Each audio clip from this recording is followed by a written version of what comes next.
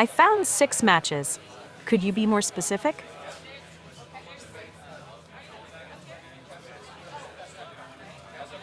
I found 6 matches.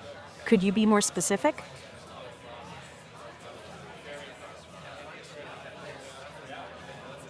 I found 6 matches. Could you be more specific?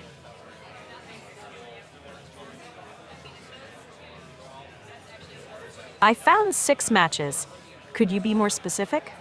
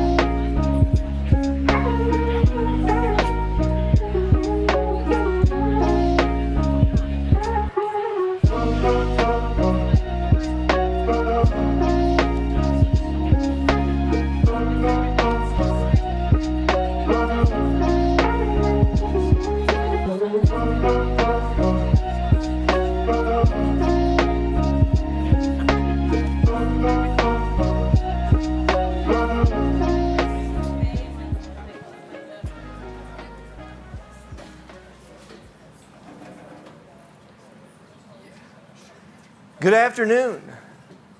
It's always fun when you first talk and your mic works perfectly. Thank you, Avad 3. My name is Phil Shellhammer. I'm the Executive Director of the Office of Entrepreneurship and Innovation, and we could not be more thrilled that we've got to this point of the day. Thank you all for attending. I'm not going to speak first. I'm actually going to introduce Hugh McDonald. Hugh McDonald was appointed Secretary of Commerce of Arkansas by the Governor Sarah Huckabee Sanders in 2023. He served as President and Chief Executive of Entergy Arkansas, Inc. from 2000 until his retirement in 2016. Entergy Arkansas is the largest electric utility in the state, serving over 700,000 customers with annual revenues exceeding $2 billion. Hugh joined Entergy in 1982 as an engineer at Waterford 3 nuclear generating plant in Louisiana. He's held various management positions in distribution, transmission, customer service, retail marketing, and regulatory business functions in Louisiana, Mississippi, Texas, and Arkansas.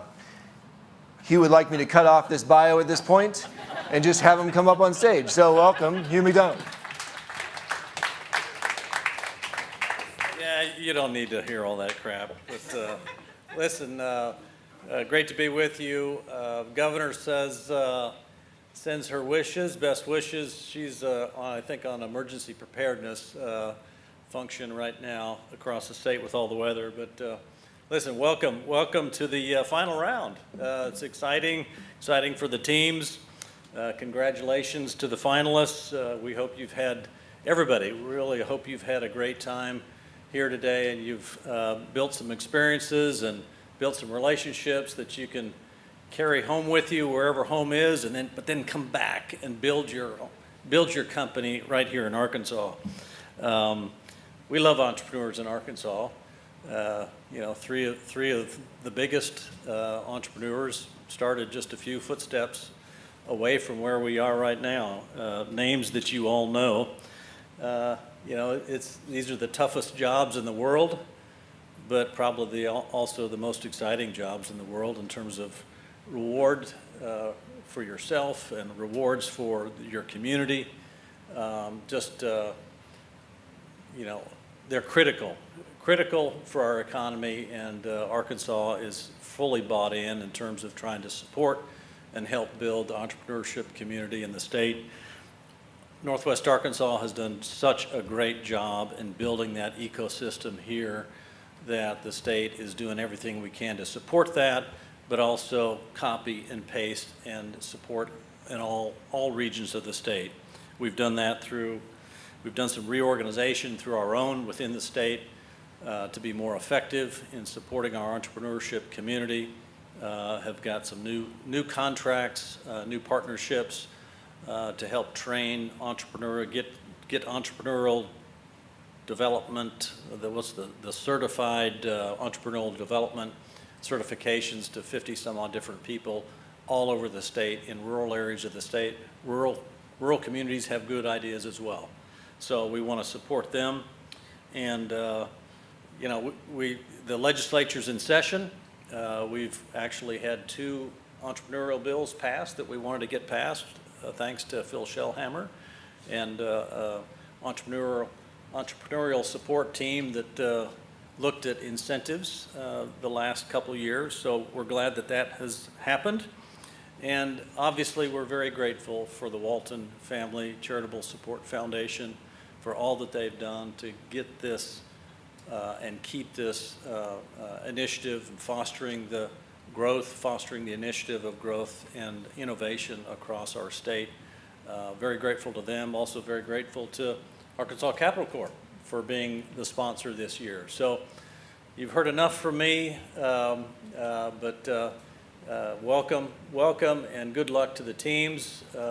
Thank you to Phil. Thank you everybody that organized this effort as well. Deb, appreciate you, and let's have a great round today, and look forward to everybody's pitches and all the Q&A. So thank you very much. Have a safe trip back.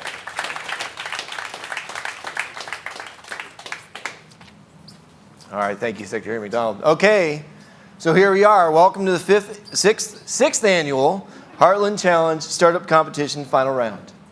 For those of you who don't realize this, we're being joined by a live stream audience, being beamed into households across the world from that camera right there. Given the weather we're having, I'm picturing thousands of venture capitalists sitting in their homes right now, curled up by the fire with a hot bowl of soup, their children quietly sitting by their feet with individual cups of hot chocolate with little tiny marshmallows. Maybe they found their favorite blanket laid on top of their laps, a pad of paper to take notes, and a couple minutes ago grabbed their remote controls. I see them turning on their televisions into what is likely going to be the most riveting display of entrepreneurial spirit and drive you could possibly watch on a quiet Saturday afternoon in April. The Heartland Challenge Startup Competition's live stream. This afternoon is the culmination of 2 days of intense competition. We've welcomed 12 teams to Northwest Arkansas from across North America, and we are about to see the results of all that hard work through the presentations of our 5 finalist teams. It doesn't hurt that these teams are vying for a prize pool worth nearly $100,000. We've been clear with the teams from the beginning that this is more than a competition. The Heartland Challenge is designed to provide connections to our vibrant community of mentors and judges, feedback that is direct, constructive, and meaningful, as well as a chance to win some funding for these businesses. Throughout the weekend, we've seen these teams embody the entrepreneurial spirit that is such an important part of our community here in Northwest Arkansas. They've had to adapt, evolve, embrace change, and as every piece of feedback is given and resource provided, these teams have been willing to expand their thinking and improve their results. That flexibility and stick-to-itiveness will be a huge competitive advantage as they continue these businesses forward. I'm sure I speak for all the competitors and our team at OEI when I express the deepest gratitude for all of the judges across all of the rounds of competition this weekend. Your gift of time and feedback impacts each attendee at this event way beyond just this weekend. Each of you have provided advice that these teams will remember as a moment of inflection in their companies. We thank those judges for that. As we have said many times, we cannot put on an event like this at all without the support of our sponsors. So we want to thank them as well. I'd especially like to call out our title sponsor, the Walton Family Charitable Support Foundation, and our presenting sponsor, Arkansas Capital Corporation. Each of these organizations' deep investments in startups across our state continues to influence the vibrant and growing entrepreneurship community among us. Okay, enough about that. Finally, let's get to that final round. The format of this round is similar to the others, but with 20 minutes of Q&A instead of 15. Teams will have 15 minutes to present uninterrupted, and the moderator, will give them a 5-minute and 1-minute warning. Hey, there's a lot of people in this room, and I'm sure you're going to get excited and want to contribute. But when we get to the Q&A session, the Q&A is just for the judges. So just let them ask the questions, please. Now, I'm going to turn it over to our lead judge, MK Marsden, and she's going to begin introductions of our finalist judges. Thank you, Phil. Good afternoon, all. I'm MK Marsden, a serial entrepreneur and lead judge. I want to thank Deb and everybody for organizing this competition. I have been doing this since Moot Corp, so 40 years I've been judging business plan competitions. This is where you say, oh, you look so good. Who would have known? And I have to say, you've made it very hard on us this year. Every year the plans get better. Your understanding of business and go-to-market strategy improves. And so we're going to be working very hard. And I want to just extend my congratulations to each and every one of you. And on the topic of Arkansas, I wish I'd had this type of support when I went to university. I studied computer science and biology and did my first startup with really no mentors whatsoever. And so it gives me great joy to be here to help in my very small way and to encourage every one of you to just keep going and pay it back to your other student, competitor, wherever you can. Okay, now I'll turn it over to Autumn. Autumn Manning, I'm founder of Fauna, and I am an Arkansas native. I have been in Austin for 12 years, and I was just telling the fellow judges, moved there because I had to kind of leave the nest, learn all the big things, and I'm now very, very excited to come back. I completely agree. Mentors matter meaningfully. When I left here, I was actually in search of more mentors, a different kind of capital, and I've certainly gone around every seat of the table and seen a lot of things since then, and I'm very, very excited to be here. I had a chance to meet with a lot of the companies already, and it's going to be very, very hard, so thank you very much for having me. Hi, everyone. Gregor Lehman. I'm a principal at New Road Capital Partners. New Road is a late-stage venture, early-stage growth equity firm based in Bentonville, Arkansas. We invest in the retail value chain, specifically supply chain technology, retail technology, and marketing technology. We have a little over $600 million in asset under management, currently investing out of a $262 million fund. Looking forward to hearing the pitches. Hello, everyone. I'm Mitch Brooks. I co-lead High Street Equity Partners. It's an early-stage firm with a presence here in the state of Arkansas. We invest in emerging innovation hubs and in 3 industry verticals: health, future of work, and emerging technology. Looking forward to meeting you all.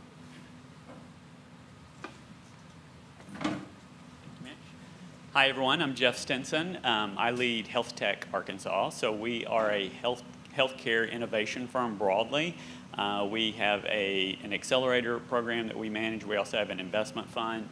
Overall, my background is investing. I've raised and led 6 different early-stage investment funds in the state of Arkansas over the past 22 years, including the state's very first organized source of capital, which was called Fund for Arkansas's Future. So 3 of our funds, the last 3 funds, have all been healthcare. Of our finalist companies today, I think 4 out of the 5 are healthcare or life science. So it's going to be a lot of fun for me in particular. And the last thing I would say is I've spent 25 years in Arkansas, 23 in Little Rock, and the last 2 here in Northwest Arkansas.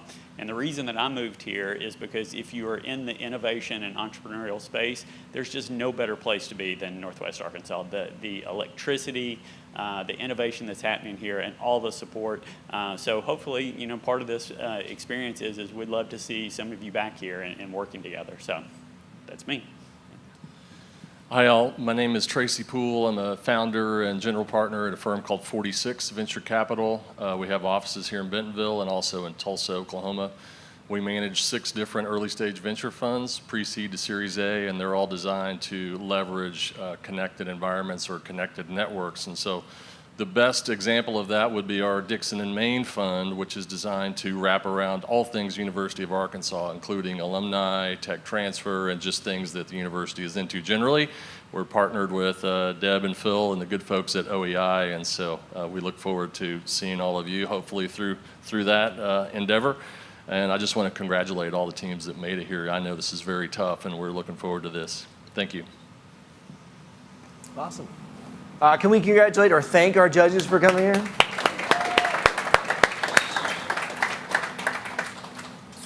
All right, let's get on the competition then. This is going to be a great afternoon. We're going to start up first with Interero Biosystems from the University of Michigan.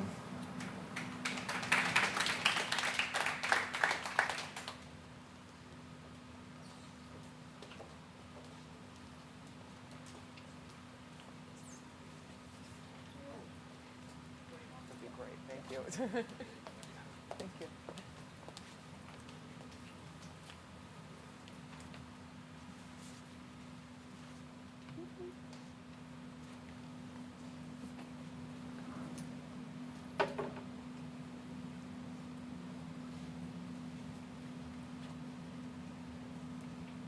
That looks promising.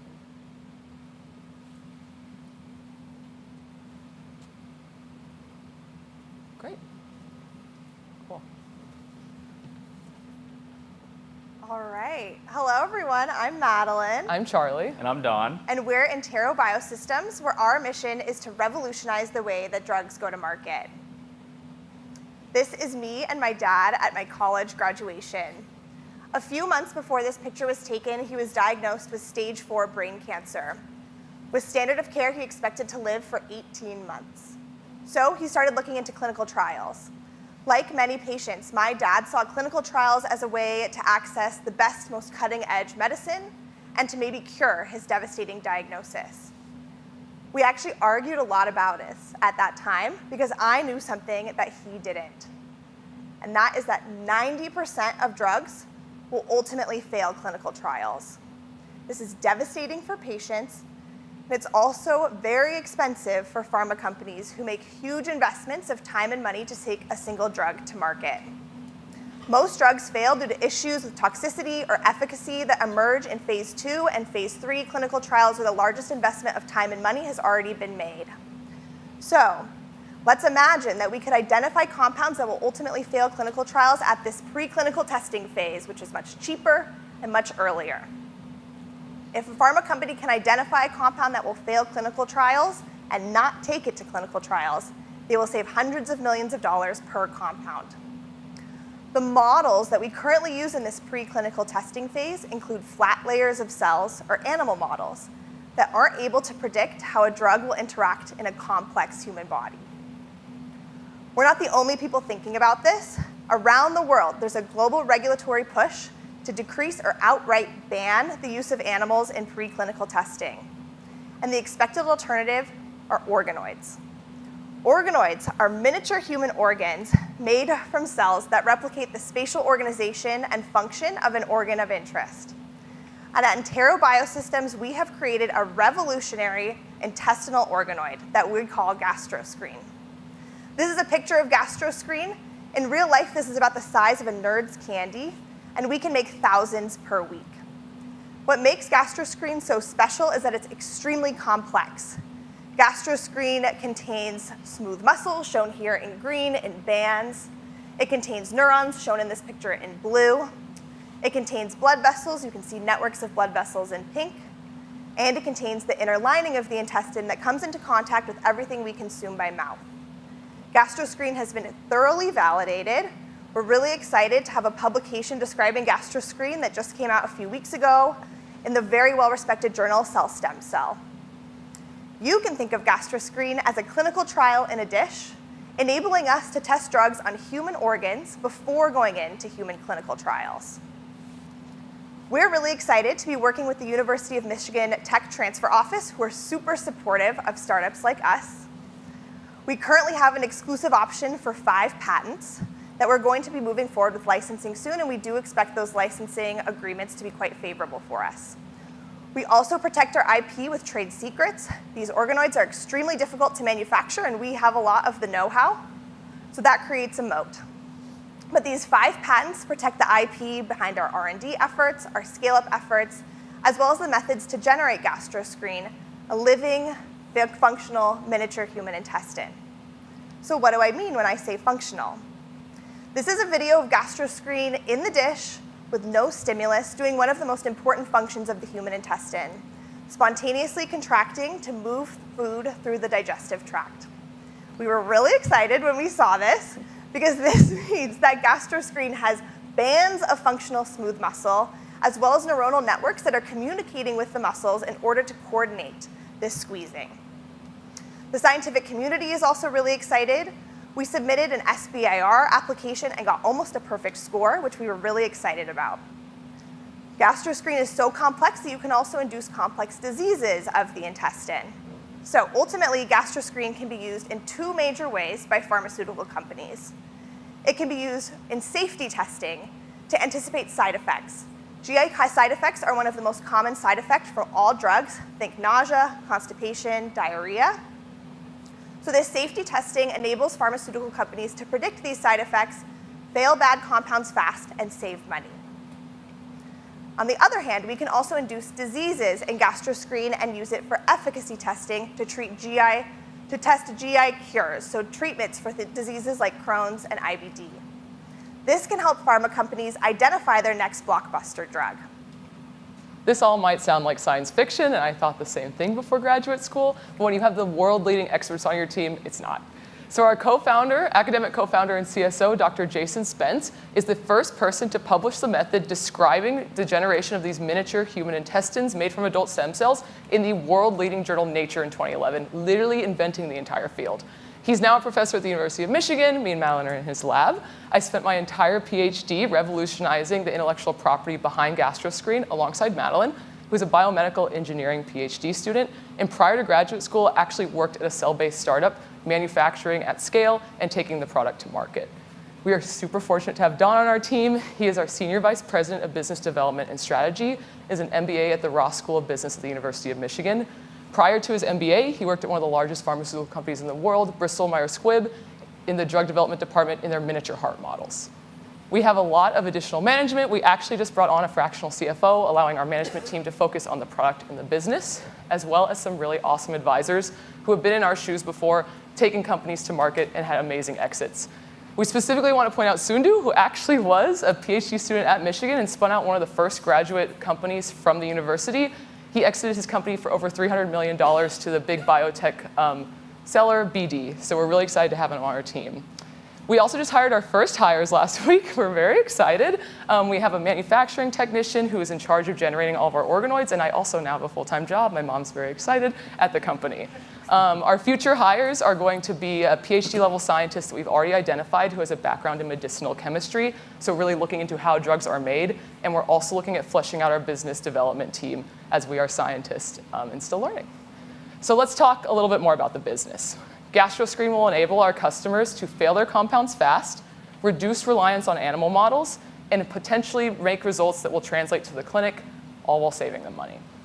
And we're not the only ones thinking about this space. As we said before, we're competing directly against animal models like mice, cats, dogs, and monkeys, as well as some cellular models. So the first one is just a flat layer of cells made of the inner lining of the intestine. And this is sold by companies like Altus and Maddox. We then have a 3D version of this. So this is, again, the inner lining of the intestine, but in 3D. And these are from patients. So if you get a colonoscopy, I could grow one of these for you. These are for companies like Hub Organoids and Millipore Sigma. And finally, which you'll hear about later, this very cool system called Organ on a Chip. This is essentially a house for the cells. So it's a highly engineered system that you can introduce flow or stretch, but at the end of the day, it's only as good as the cells that you put into it, which again is usually the inner lining of the intestine in a flat layer and then a vascular compartment. We actually see this as a potential partnership for us later. You could put our organoids in these systems and introduce even more mechanical features. So the way that we're different is we're made from human cells, and we're adult stem cell derived. That means that I could make an organoid from every single person in this room from a simple blood draw or urine sample, and I could grow it indefinitely. Our competitors, again, is from a colonoscopy or a surgical procedure, and these have a limited time in culture as they, are in our bodies and have seen a lot of things. It also only contains that inner lining, so a very important detail. As Madeline showed you, we contain the major cell types of the intestine, spatially organized in 3D, which allows us to do really cool functions of the intestine like you saw in that video. Based off our customer discovery, we also believe we can compete on price. So we have two different products, a safety product and an efficacy product. For safety, we've talked about it extensively, it's GastroScreen, the healthy version of a miniature human intestine. So this is for side effect screening, and you can do all medications. So I want you to think of those really annoying commercials where they list all those crazy things that you could die from at the end, GLP-1 medications, or chemotherapies that cancer patients like Madeline's dad has to take that have horrible off-target effects in the gut. We can predict them in that model. The other model that we have is an efficacy model. So we can take a healthy GastroScreen and induce almost any intestinal disease in it. So think IBD or Crohn's. This allows pharma companies to test treatments in a human model before going into humans to see if it will treat human diseases. And we sell this in two different verticals. The first is very straightforward, organoids for purchase. You're a pharma company, you're used to using organoids, you want to bring them internally, we'll ship them to you and you pay per organoid. This has an 80% margin, so this is the model that we really want to push for our customers. The next is screening services. This is a new field. People aren't as familiar with it, so you would send us your compounds, we would test them on our organoids and send you back the data. We see this as an on-ramp into organoids for purchase with a lower margin of 35%, and the pricing is based on the project size and scale.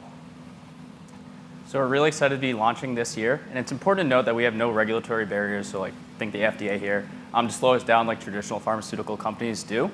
Our go-to-market strategy is going to be separated into three main phases. In phase one, we want to build our credibility through partnerships and publications with pharmaceutical companies. Then in phase two, we want to focus on our scale-up and adoption through partnerships with contract research organizations and distributors to ensure widespread access to GastroScreen. In the long term, phase three, we want to increase our assay and disease model offerings and expand geographically. So we've talked to over 100 scientists and business development professionals in the space, and we've heard over and over again that upper management has been pushing for the adoption of more complex models like GastroScreen. We've already generated revenue this year, and we expect to be cash flow positive by 2027. And if you notice here, our economics are improving over the years, and that is because, or our margins are increasing, and that is because early on we expect the majority of our revenue to come from projects, which yield a 35% revenue. But as our companies become more comfortable with our technology, we expect them to buy organoids direct for purchase, which yield a margin of 80%. So the market pull is here, and our customer demand is real. We recently received our first PO for $50,000 in organoid sales from a pharmaceutical company, and we have two individual separate pilot projects. The first is with a top 5 pharmaceutical company that wants to use our disease model to discover a new drug for intestinal diseases. Now this is really exciting for two main reasons. First, it's bringing in $600,000 in revenue, and 80% of that is due at the start of the project.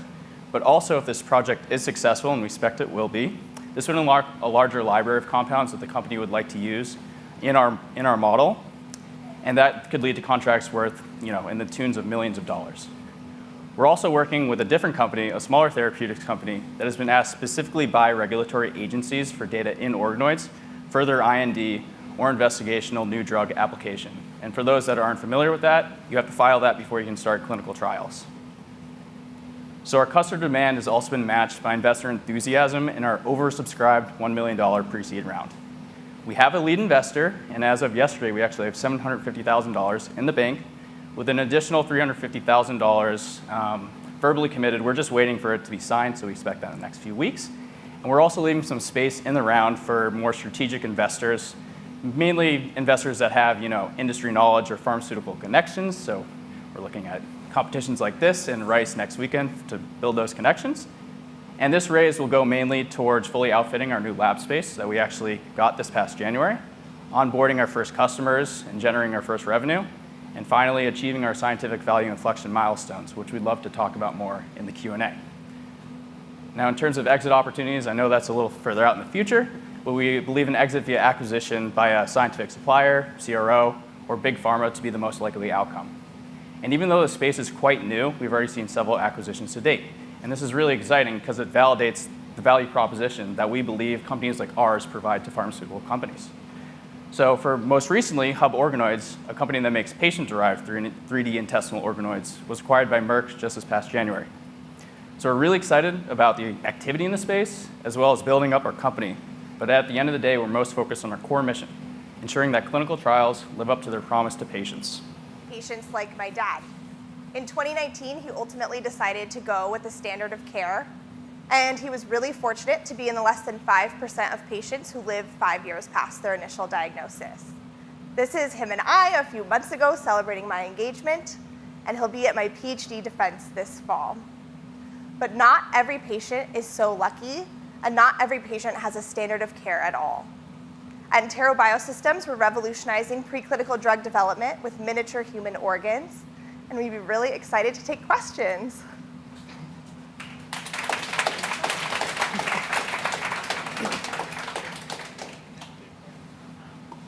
So thank you all. Great job. Can you hear me okay? Yes, Yeah. can you hear? All right, Yeah, you perfect. can hear us, obviously. So I think we're going to try to rotate through. So everybody's going to do perfect. sort of one or two quick questions. So I'm going to combine a first question into sort of two-part. One is, you're testing the impact in the gut. What about the other organs? Like, how are you going to assess the impact of drugs on the heart or the brain or multitude other things? That's the first part of it. Okay. And the second part is how realistic is it to actually replace animal studies? Sure. I know that's part of your strategy is to get there, but that seems like kind of a stretch to think that could be a near-term solution. Yeah, I can take this one, and I'll answer the second question first. So right now, we're just running in parallel with animal studies. Obviously, we would love to replace animals, but to your point, animals have all their organs connected. It's a great way to see how this is going to work in a big body. So to your point, we won't replace them ever, but we can definitely provide more relevant data for humans that can run alongside animals and reduce the use of animals. To your first point, we would love to be the organoid. Like, you need an organoid, you come to us. We have every single organ system. The science for each organ system is in a different phase. So we are looking into like lung next, and we have experience in esophagus and colon. So our ultimate dream is to have many different organ systems that you could buy from our company, and using things like organ on a chip or vascular beds, you can actually hook up all these different organoids and administer a drug like through the blood vessels essentially and see how it works on every system. That is not a human. It is not perfect, but it is the best that we can do right now, and we'll see how the science progresses. Thank you. Great presentation. Thank you. And congrats for licensing your technology from a university and allowing somebody else to pay for that prosecution. Thank you. So I'm going to hit the IP real quick. You mentioned revenue this year, but I also understood you've not exercised the option yet on the patents. So Correct. Tell me how that worked. Definitely. So we are allowed to do pilot projects with our current option. Obviously, it sounds like you understand how the tech transfer office works. The university takes a little bit to get the license going, so that's why we are starting immediately. They completely understand what we're doing. They're on our side. They want us to start these pilot projects to really prove our value proposition, so they're fully aware of the situation. We're allowed to do it underneath the option, but we're hoping to get that license locked in as quickly as possible. And are these issued patents or applications? We have one issued patent that was issued in January, and the other 4 patent applications. How do you feel about the coverage of the technology that you talked about today? Is most of it covered by the patents, or do you also have trade secret and other know-how? Sure, so we definitely have trade secrets just because it's so hard to create these models. It literally takes getting a PhD to learn how to do it. So our academic co-founder invented the entire field. He's on every single patent in the space, and we've hired a really awesome firm out of Boston that is really familiar with the organoid space, and they did a freedom to operate for us, and we feel very good about the claims that we have. They actually worked with the University of Michigan to help us file a couple of these patents to ensure that Interero is really covered. So we really appreciate the question. It's something we really think about. Great, Thank you. Thank you. Great job, guys. Really good presentation. Have you been able to test the accuracy of your products against other models? And how does that compare to the 2D, 3D models? That is a fantastic question. We actually wrote a SBIR fast track application, which should be reviewed any day now, on that exact question. So we're thinking a lot about how do we take the tools that are currently being used by pharma, so these other competitors in the space, and how do we compare against them? So it's a little bit of a challenge because testing something that's flat has very different reagents and different ways of testing the same things than something that's 3-dimensional, like our organoids. but it's something that we're really committed to doing, and we've done a little bit of validation so far that we get results from positive control molecules. So think a chemotherapy drug, that we get the outcomes for our organoids that we expect to. So like when you add a chemotherapy, the organoid dies. And when you add something that disrupts the inner lining of the intestine, we see that disruption in the organoid. So fantastic question. We're absolutely thinking about it. How long is it going to, just follow-up question on that, how long is it going to take for you to be able to really quantify that, say, hey, we 20, 30% more accurate, or Sure. Just thinking from a go-to-market standpoint, right? If you're able to make that claim, it's going to be a lot easier for you to sell that, right? Yeah, absolutely. So just curious what that process looked like and Yeah. when you can do that. It's a fantastic question, and thank you so much for it. So one of our value inflection milestones on the scientific side with this current fundraise, which we expect to take about a year, is to validate with human clinical data that the organoids are able to replicate side effects that we know happen in humans. And so that's going to give us sensitivity and specificity outcomes that are going to be able to enable us to really benchmark ourselves against the other models, as well as explain our value proposition to pharma. But to your point, the efficacy model or the safety models are really well established, and it's going to take us a little bit longer to get there. We're really excited about these efficacy models. There's no other model on the market that can model some of the diseases that we're able to generate in the organoids, and so pharma companies are willing to adopt those models, which much less comparison to the other models and much less validation, because they have literally no other options. Thank you. Thank you. So I'm going to show my ignorance a little bit on FDA approvals and things like that. But if a company uses your product and for some reason it gets through, we think it's all going well, and then we go through, does the FDA consider getting through your testing valuable, legitimate, just something interesting that pharma companies are doing? I know you don't have to be regulated, but your clients have to be regulated and get through the traditional process. Yep. Go ahead. Okay, yeah, so this is a fantastic question, also something that we're thinking about a lot.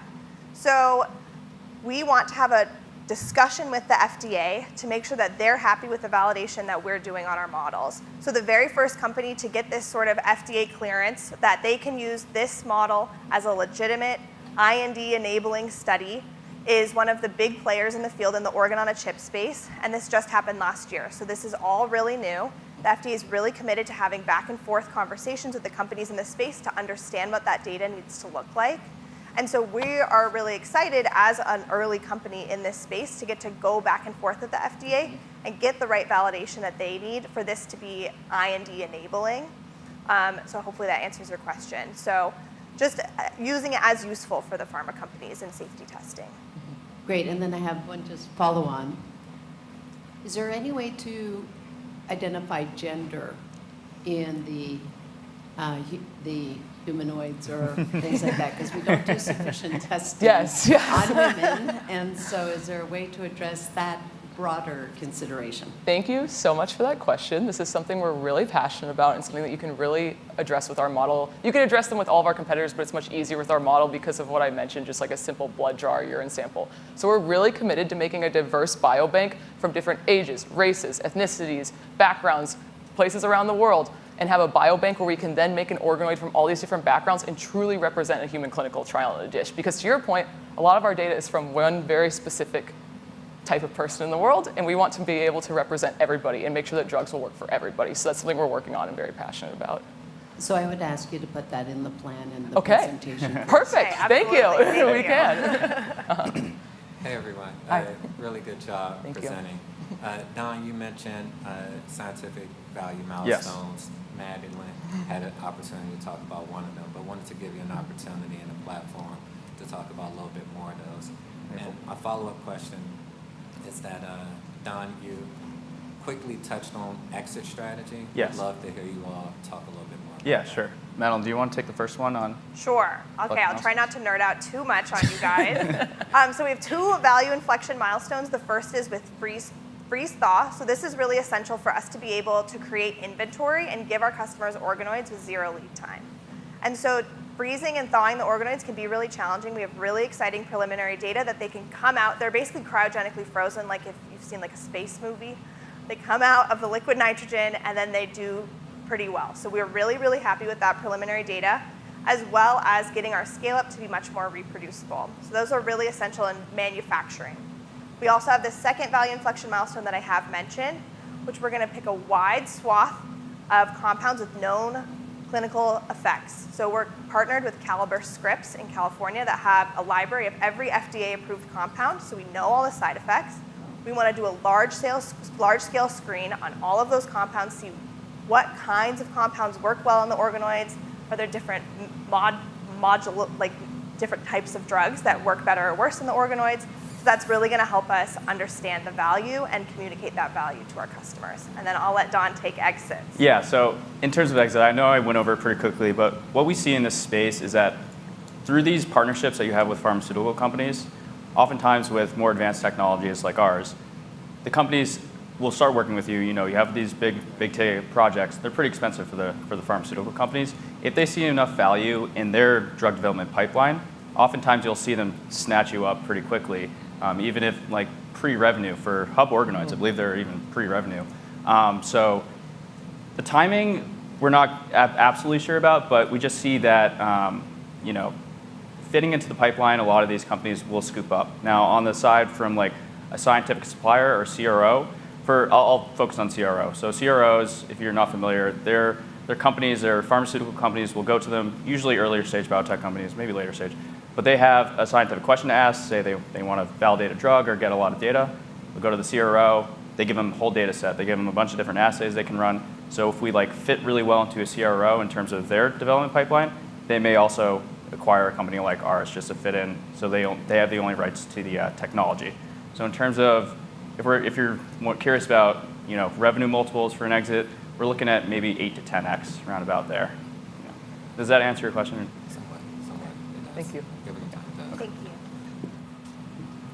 Great presentation. Thank you so much. Thank you. I have two questions. Can you briefly walk us through what it's like to get a pilot, to go through a pilot, and then what does Absolutely. success look like? What does a successful pilot look like? My second question is around talent and team. You have an impressive team with clearly you know what you're doing, impressive advisors. What don't you have that you need through this next phase? Sure, I can take the pilot. Okay, great. So I'll just use the current pilot that we have as an example. Last year, while I was still a graduate student, I was going to conferences and just handing out white papers to anyone who would listen to me. It obviously worked. So we have a large pharmaceutical company that got our white paper, contacted us, and we're like, we have an intestinal fibrosis program. No one else can do intestinal fibrosis. Can we test on your drugs? So we're starting to go through that pilot process with them. But what's really valuable about this pilot project is we sat those people down. We were like, how did you hear about us? Can you help us map out the organization and how the white paper got from the person at the conference to you? So they've helped us figure out that what we really need to be doing is targeting these pharmaceutical companies both from the business development side and the scientist side. And if you push on both ends, they'll come together in the middle and bring your project on. So once you have that figured out, we are just finishing the statement of work with them. We sign off on the statement of work, and we're starting off with just like 10 compounds that are blinded to us. But what's really awesome is we get to keep all the control data. So this company is really interested in co-publishing with us with the control data. So that's going to be an awesome validation that our model works and large pharma is interested in it. And also hopefully we'll provide them with at least one of the 10 compounds moving forward, or maybe they already know they aren't going to be bad. I don't know what they look like, so they're blinded. So that's kind of what that looks like. And if that goes well, they've already said that in the summer they have a larger library opening up that based off of what we're charging for this, we're looking at about a $2 million+ project with them. So they're very excited. And they're helping us figure out how to get into other companies as well. And then team? The team, yes. So we have a really excellent team. Charlie and I, in our PhDs, have really focused on building the models. My PhD is in biomedical engineering. I'm focused on scale-up and reproducibility, and Charlie, of course, invented GastroScreen. So what we don't have is someone with a lot of experience in high-throughput screening and preclinical drug screening. And so that's why our next hire will be a PhD-level scientist who did her PhD in that exact area. She has a lot of expertise about the chemistry of drugs and different modalities of drugs that we currently lack as people really passionate about building models. So we're really excited to have her on board, and we think she'll be also a great communicator between pharma companies and us, and making sure that all parties really understand the value of the models. And obviously, we are all scientists, so we are also fleshing out our business team. The fractional CFO has been huge for our company, looking at more into business development. Do you want to talk about your role? Yeah, so I'm a second-year MBA, and I will be going off to do biopharma investment banking after this for a little bit. I'm going to stay on as an advisor, and really, they really want me to come back after a few years. We're begging I'm going him. to corporate recon. I'm going to a boutique that'll work with purely biopharma companies. So it'd be nice if I can come back and I have a whole swath of connections, both from the investor point of view as well as the BD. Yeah, thank you. So a couple of other quick questions for you, and these are really not connected, so you That's just okay. have to remember them. First one is, I think you've got over $1 million of either committed or closed capital in this current round, which is great for an academic startup, especially since you guys are not even out of school. So I'm curious though, is that comprised of individuals or more like organized investors like firms?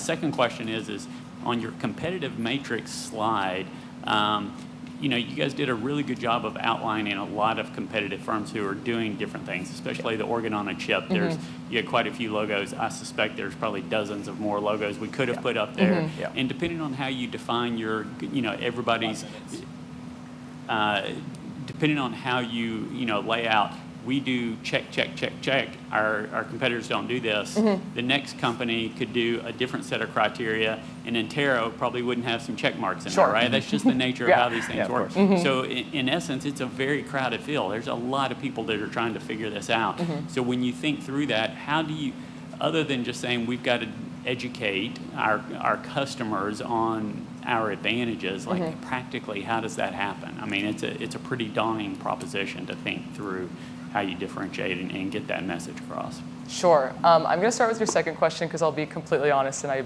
forgot what the first question was. So the second question, agreed. This is a really big space. There's a lot of people in it, especially in the organ on a chip, in the flat patient-derived cell layers, because obviously like the flat layer of cells we've been doing forever. I'm sure you read the Henrietta Lacks story. It's the same thing. We are literally the only product in the intestinal stem cells, or the intestinal space that is stem cell derived. So that is really our biggest differentiator. Without the stem cells, they're so smart. Literally, it could nerd out forever. We just politely ask them to become intestines, and the cells just know what to do. We really don't add that much. So all these different layers you can really only get from a cell that can turn into anything. Once it's already in your body, it's already decided what to do.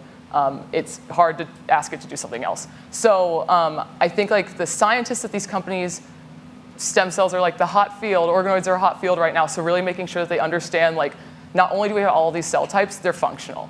One thing that they're really looking for in pharma is maturity, because you want to be simulating an adult. So that's something that we've been working a lot with pharma, is understanding like, what do we mean by maturity, what do we mean by cell types, what do we mean by functional, and how we stand out there.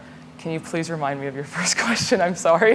Sure. The $1 million round, individuals versus Thank you. firms. Thank you. Yes. So we have a fabulous ecosystem in the Midwest with a lot of institutional investors who have been really supportive of us. So every investment we've taken so far is from an institutional investor.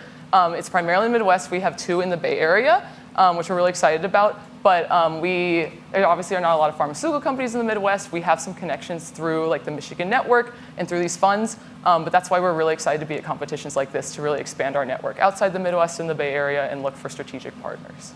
Thank you. Thank you. I have a 2-part question.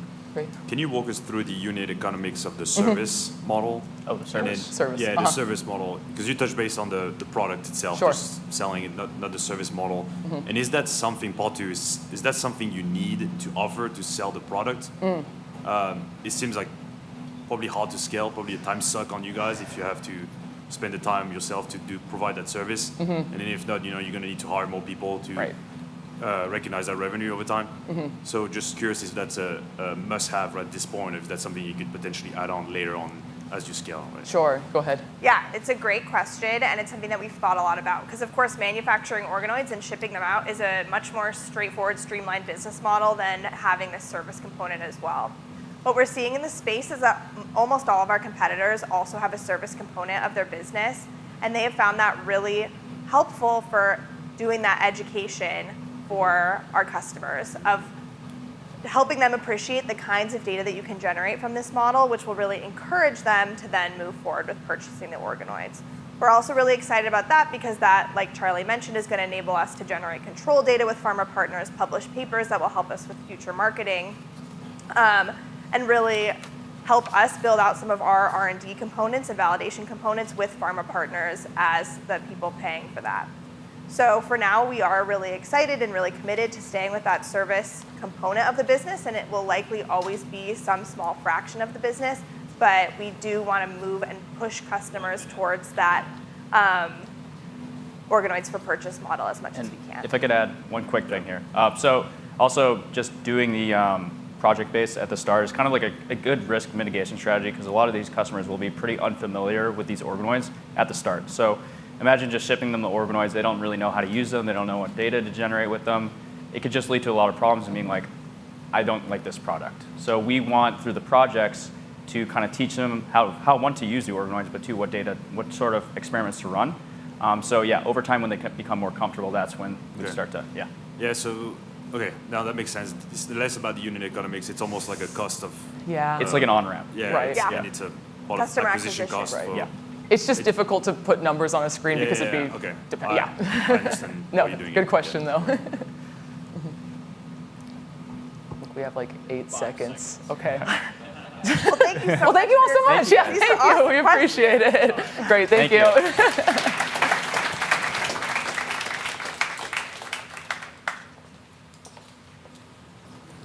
All right, so as you can imagine, that's a lot of information for our judges to process real quick. So we're going to give them 5 minutes, let them get their notes down, and then we'll bring the next team up.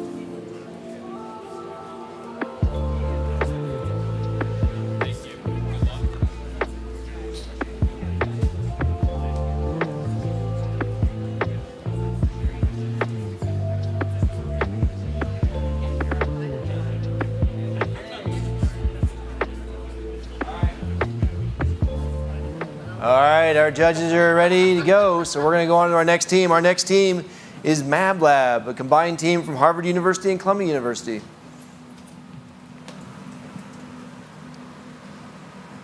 Hello, everyone. My name is Vienna Sparks. I'm a researcher at Harvard and Columbia University building MabLab, where we test for laced drugs in spiked drinks. My journey started a little over 2 years ago when I walked into my chemistry lab during my very first semester of college, looking for my lab partner and best friend, Cassie's familiar face. However, that day, Cassie wasn't there. When I inquired about why, I was hit with the reality that would change my life forever. That she had overdosed on laced recreational drugs, and it cost her her life. The thing is, Cassie never could have known those drugs were laced to begin with. Yet her story is not unique. There are more than 109,000 Americans that lose their lives annually to laced drugs, and 5.2 million more that suffer from hospitalizations. These statistics have risen so high that the leading cause of death for individuals under 45 in the United States, according to the CDC and British Medical Journal, is overdoses. All of this is equated to a $12.4 billion loss to the US medical system annually. Yet current products on the market fall short.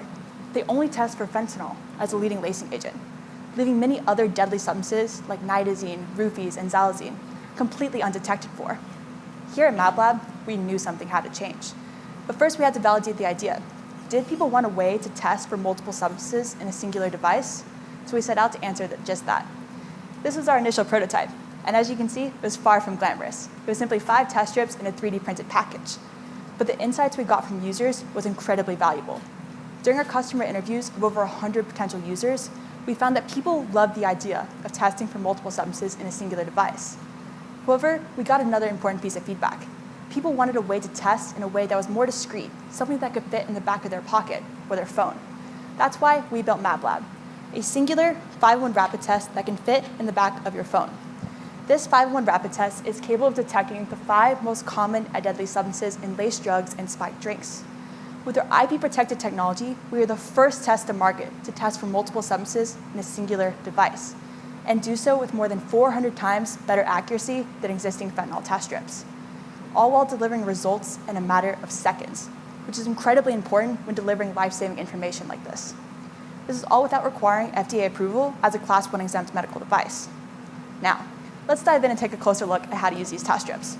All you need to do, if it's a drug, is simply take a little bit of the pill, powder, or leaf form and sprinkle it into the provided buffer solution in our test strip packaging. Or if you want to test a drink at the bar, we'll have Sky here do a live demonstration. So all you need to do is dip the test strip into the drink itself, submerge it for a few seconds, and take it out. And results will start to show almost instantaneously. So we'll have Sky go ahead and pass out that test strip result now for you to see how fast those results are shown. Yeah, free to pass it right now. So you'll see one line there indicating that the test has run successfully, which is our control line. And if the test was positive, if it was laced with something like fentanyl or roofies, you would see multiple lines. We recognize that if someone has already ingested a substance, or my friend has already ingested a substance, that's a scary feeling to have. What do I do now? That was a huge question for a lot of the people we interviewed during this test process, and we set out to answer just that. By incorporating a QR code on our test strip packaging, users have the option to scan the QR code, which will prompt them to take a photo of the test strip. By doing so, the algorithm will verify what the test is positive for, and then advise them on next steps of what to do. For example, you can contact emergency services next to your location. Or for example, you can learn more examples about each of these harm reduction solutions or each of the lacing agents that our test tests for. And third, you can see where hotspots are occurring in your given area. For example, if there's a bar that's a particular hotspot for spiked drinks, and you're a group of friends wanting to go have a safe night out, you can see that through our platform. Or if you're a concerned parent sending your kid off to college and want to see a particular hotspot in the city they might be in, you can access that information through our app. Impact is truly at the heart of what we do here at MabLab. But the immediate impact of this technology is that 70 to 90% of users are less likely to use the drug altogether or discard it.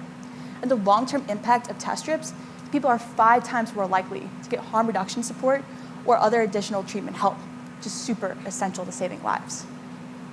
So what differentiates this technology here from traditional immunoassays or rapid tests, like COVID-19 and pregnancy tests? First is our IP-protected material silence. With a fully granted utility patent, we are the first test to market to detect multiple substances in a pre-exposure rapid test. And how we're able to do that is by preventing cross-reactivity, which is where something triggers a positive response for something it shouldn't, and the barrier that countless other competitors have faced when building a test that can detect multiple targets like we can. The second thing that differentiates us is we leverage AI to essentially source small DNA fragments called aptamers. And these aptamers outperform traditional antibodies you're familiar with in COVID tests and pregnancy tests because they're more accurate, stable, and affordable. Touching on that affordability component, with our AI algorithm, our R&D is accelerated up to 800 times compared to traditional selection methods. This gives ways to a wide range of future applications. So whether we want to expand next into detecting multiple allergens or even steroid detection, where we've already gotten interest from the United States Olympic Committee to build a steroid detection test for the 2028 Summer Games. But we didn't stop there with user validation.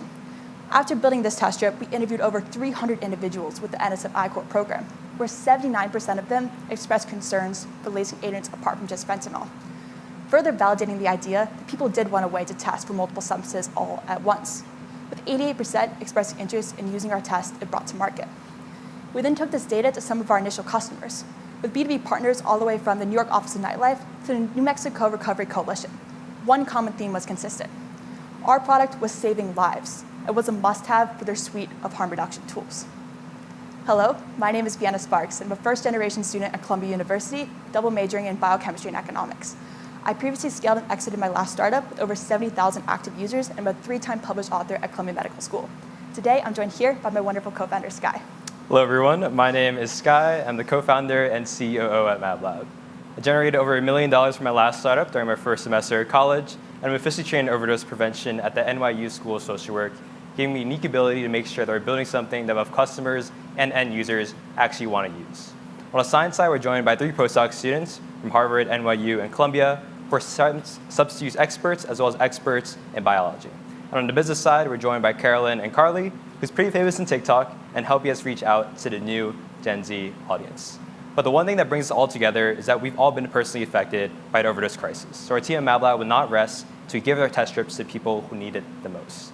We're also lucky to be joined by a alongside team of great scientific and business advisors with over 75 years of combined medical experience.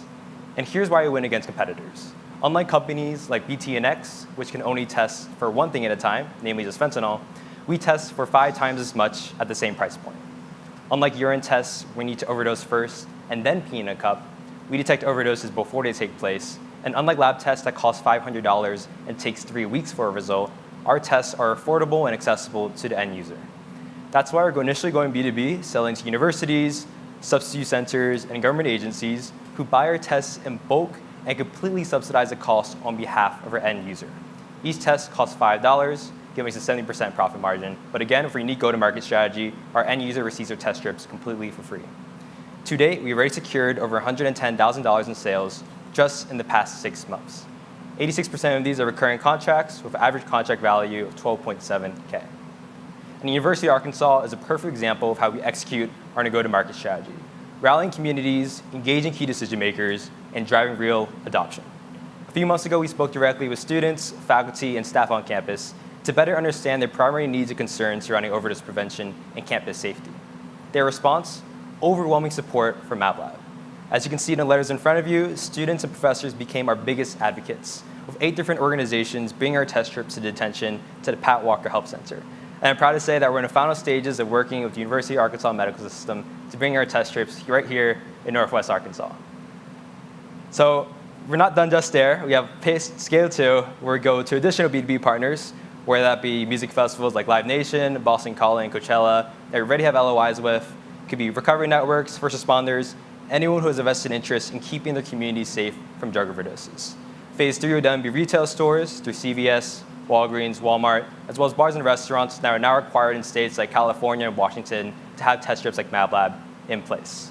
Next quarter, with our existing B2B pipeline, we plan to double our revenue.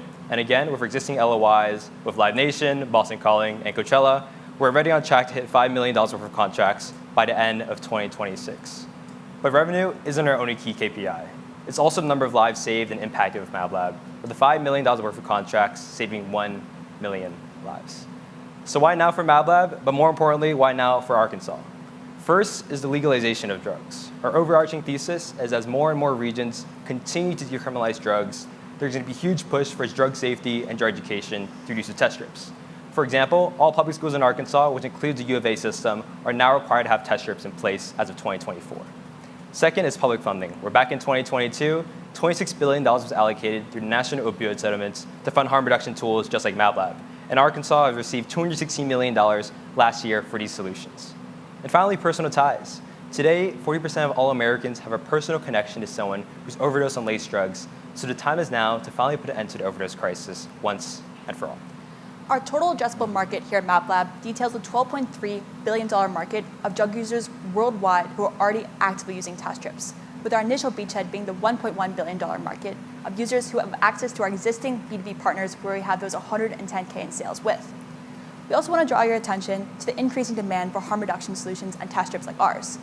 Our biggest competitor, BTNX, has been steadily increasing their revenue year over year for the last 5 years, and surpassing 88 million in ARR just last year, showcasing the increasing demand for test strips as well as other harm reduction tools in this fast-paced and growing market.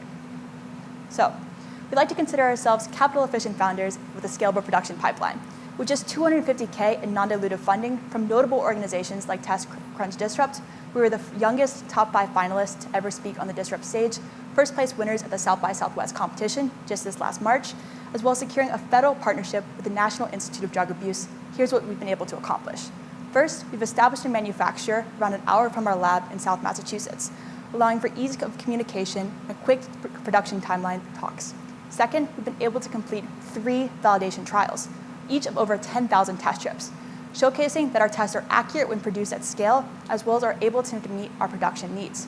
Third, we've ensured that our production and manufacturing pipeline is reliable, which is essential for the scale we want to reach. Our production and producers have previously worked with COVID-19 tests and reaching contracts in the millions of volumes, so we have little concern about being able to reach the same volumes with this current manufacturer. Although we do recognize that contingencies can happen. That's why we're exploring partnerships with the second manufacturer right here in Northwest Arkansas to continue to grow and scale our production in case of emergency.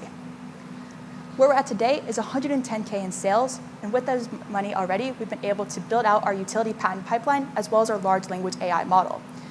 On the horizon for this year, we're looking to secure 800K in sales, as well as continue to build out our sales team to reach those additional markets.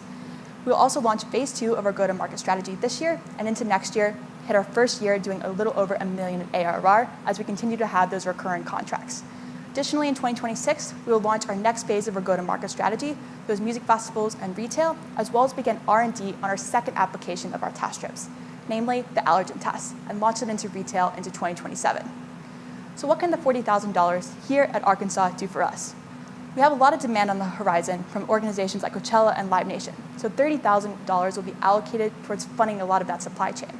$7,500 will be allocated towards subsidizing 5,000 test strips right here in Northwest Arkansas with a few of our existing harm reduction partners.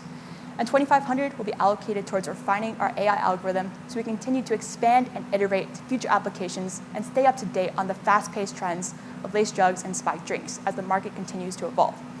To break down where that 40K falls into place a little bit more thoroughly, here we are in 2025. Specifically where that 40K will fall in is that 25% of our contracts are paid upfront, the 75% paid upon delivery. So we need some extra capital to help us deliver on those 5 million in contracts we're looking to hit by next year. Thank you so much, and together, let's save lives with MabLab so no one has to lose their Cassie. Thank you.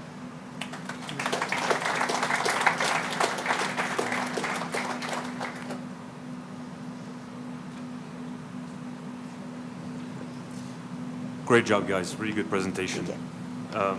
You didn't talk about this on the deck that you presented right now, but it was in the business plan. You guys are exempt from FDA approval. You don't need a FDA approval, is that right? That's correct, yes. Is that applicable to point-of-care settings and over-the-counter as well? Do you mean point of care for like rapid tests for like COVID and that sort of thing? Yes, like, for a professional to do it, or if someone just set it in professional settings. Mm-hmm. Is that an exemption for both of that and as well as selling it? Yeah, but I can take this question. So both for retail and the medical side, no FDA approvals involved. The reason being is because this is like a pH test for a pool. We're testing the environment itself rather than offering diagnosis on the person. So the urine test, the lab test I mentioned afterwards, that's happened after someone overdosed a drug.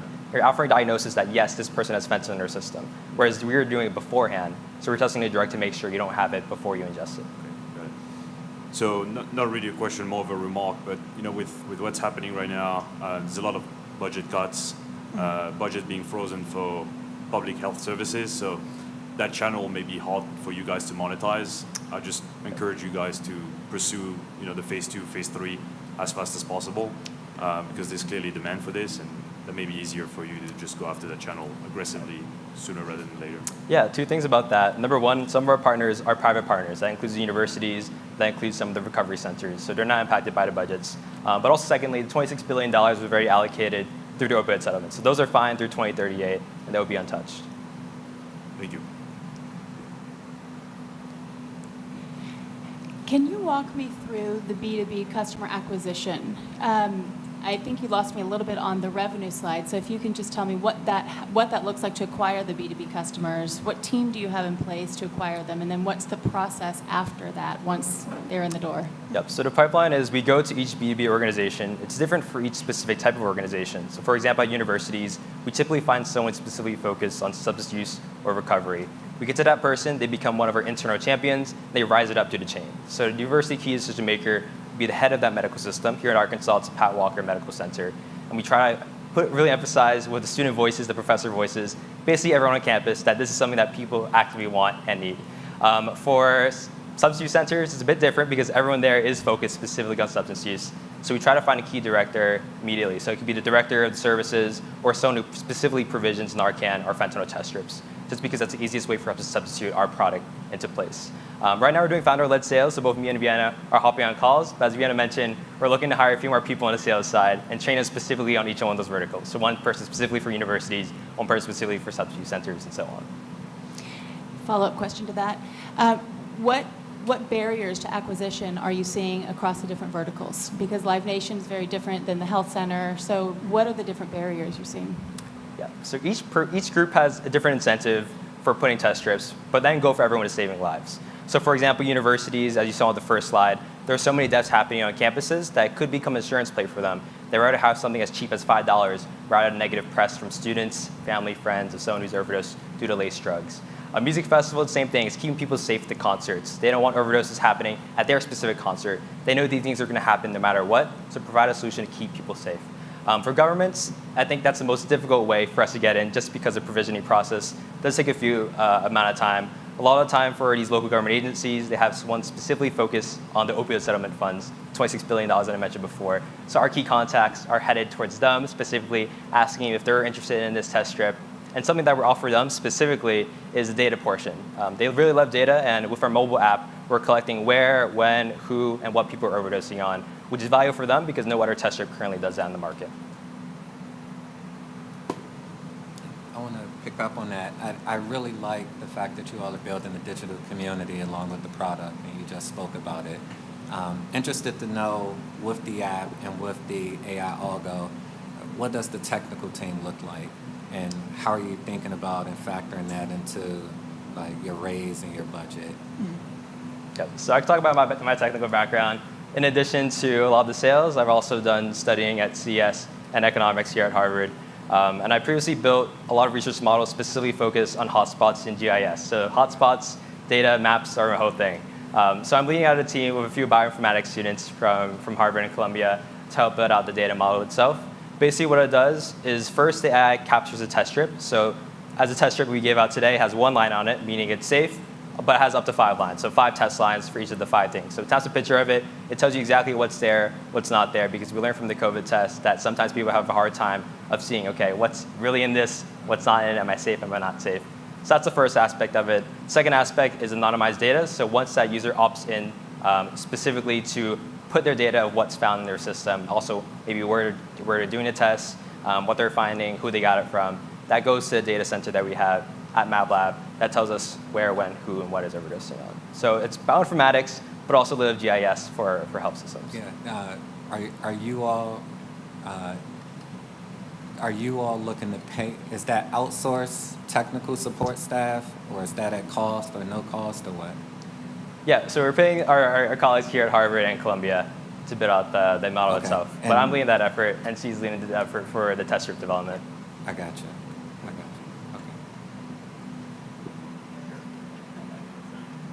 I have a question. Will probably embarrass myself with this question, but this is, when I read your business plan, this is kind of one of the things that I came away with, which is, you know, if you're the type of person who is going to put an unregulated drug in your body of unknown manufacturing origin, are you really the person who's thinking about safety?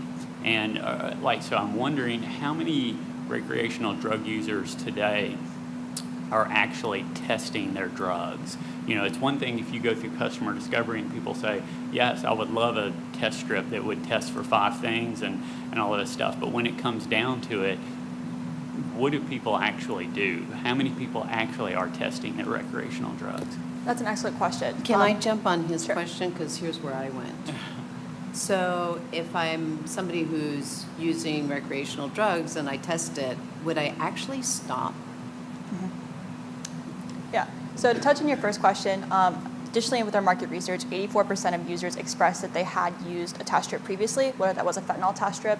And additionally, the studies have shown from notable organizations like NCBI that the immediate impact of users using test strips is that they're 70 to 90% less likely to use the drug at all or discard it, which is super important for community safety overall. We've also noticed an influx of people that use drugs recreationally, like marijuana or cocaine, that have no intention of putting something as deadly as fentanyl in their system. And we've seen that change with people already actively carrying test strips. People are already actively carrying Narcan. Like just yesterday here at Arkansas, we were talking with one of the students who is risk chair at his fraternity, and he mentioned how he has 20 fentanyl test strips on him at all times. I think that just is kind of the changing market that we're seeing. It's just become such a growing public concern. And even so much so where bars are now actively having these test strips out and about, and they're going through them so fast that they're just not been able to keep up with the demand, because the social awareness for products like this has just become so much more sort of normalized into the culture as well. Another market question, as you look at that market, do you currently break down legal versus illegal drug use? Does that matter to you as you think about this market going forward and whether it's going to grow or contract? Yep, so for us, legalization is about the use of the test strip itself, less so about what the drug is being tested for. So here in Arkansas, just last year, all test strips are legal. Same thing goes for 42 out of the 50 states.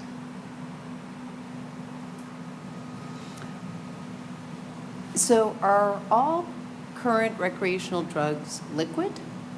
Like what if you're using, in my day, they came in different formats. They weren't all liquid. So what do you do if it's a powder or so some other structure? 40% of our users are using them to test drinks at bars. That's where a lot of the applications come in for drink spiking. You know, we test for rubies, partnering with bars, getting that into the hands of applications. Then to touch on your point, what do I do if it's a drug that's not in a liquid form? So we're all familiar with like the COVID test where you have that small liquid buffer solution vial. You do the nasal swab, stick it in there. For us, all you need to do is sprinkle a little bit of the powder, if it's a leaf form, sprinkle a little bit into the buffer solution that's provided in our test strip packaging, then simply stick the test strip in there. Results will start to show almost instantaneously. Then if it's a pill, we're also providing a scraper tool in our test strip packaging that allows you to just scrape a little bit of the pill off of the drug itself and put it into the buffer solution. Then to run a successful test, all you need is around 5 to 8 grains of sand equivalent of the given solution. Is there any liability if someone uses the strip and the strip was wrong? Or the person chose to ignore the strip? Like, what's the liability to you? Yep, so these are examples of current fentanyl test strips on the market. The left one is BTNX, the same I mentioned before. All of them have a lot of liability warnings, say, for forensics use only. Basically what that means is they're offering a diagnosis on the actual drug itself, not offering a diagnosis on, yes, you should take this test because it's safe, or no, you shouldn't take this test because it's safe. On our end, we also have liability insurance to protect our business in case anything does happen. But I will say that in the 10 years that fentanyl test strips have existed, there's been no major lawsuits from positive or a false positive or false negative result.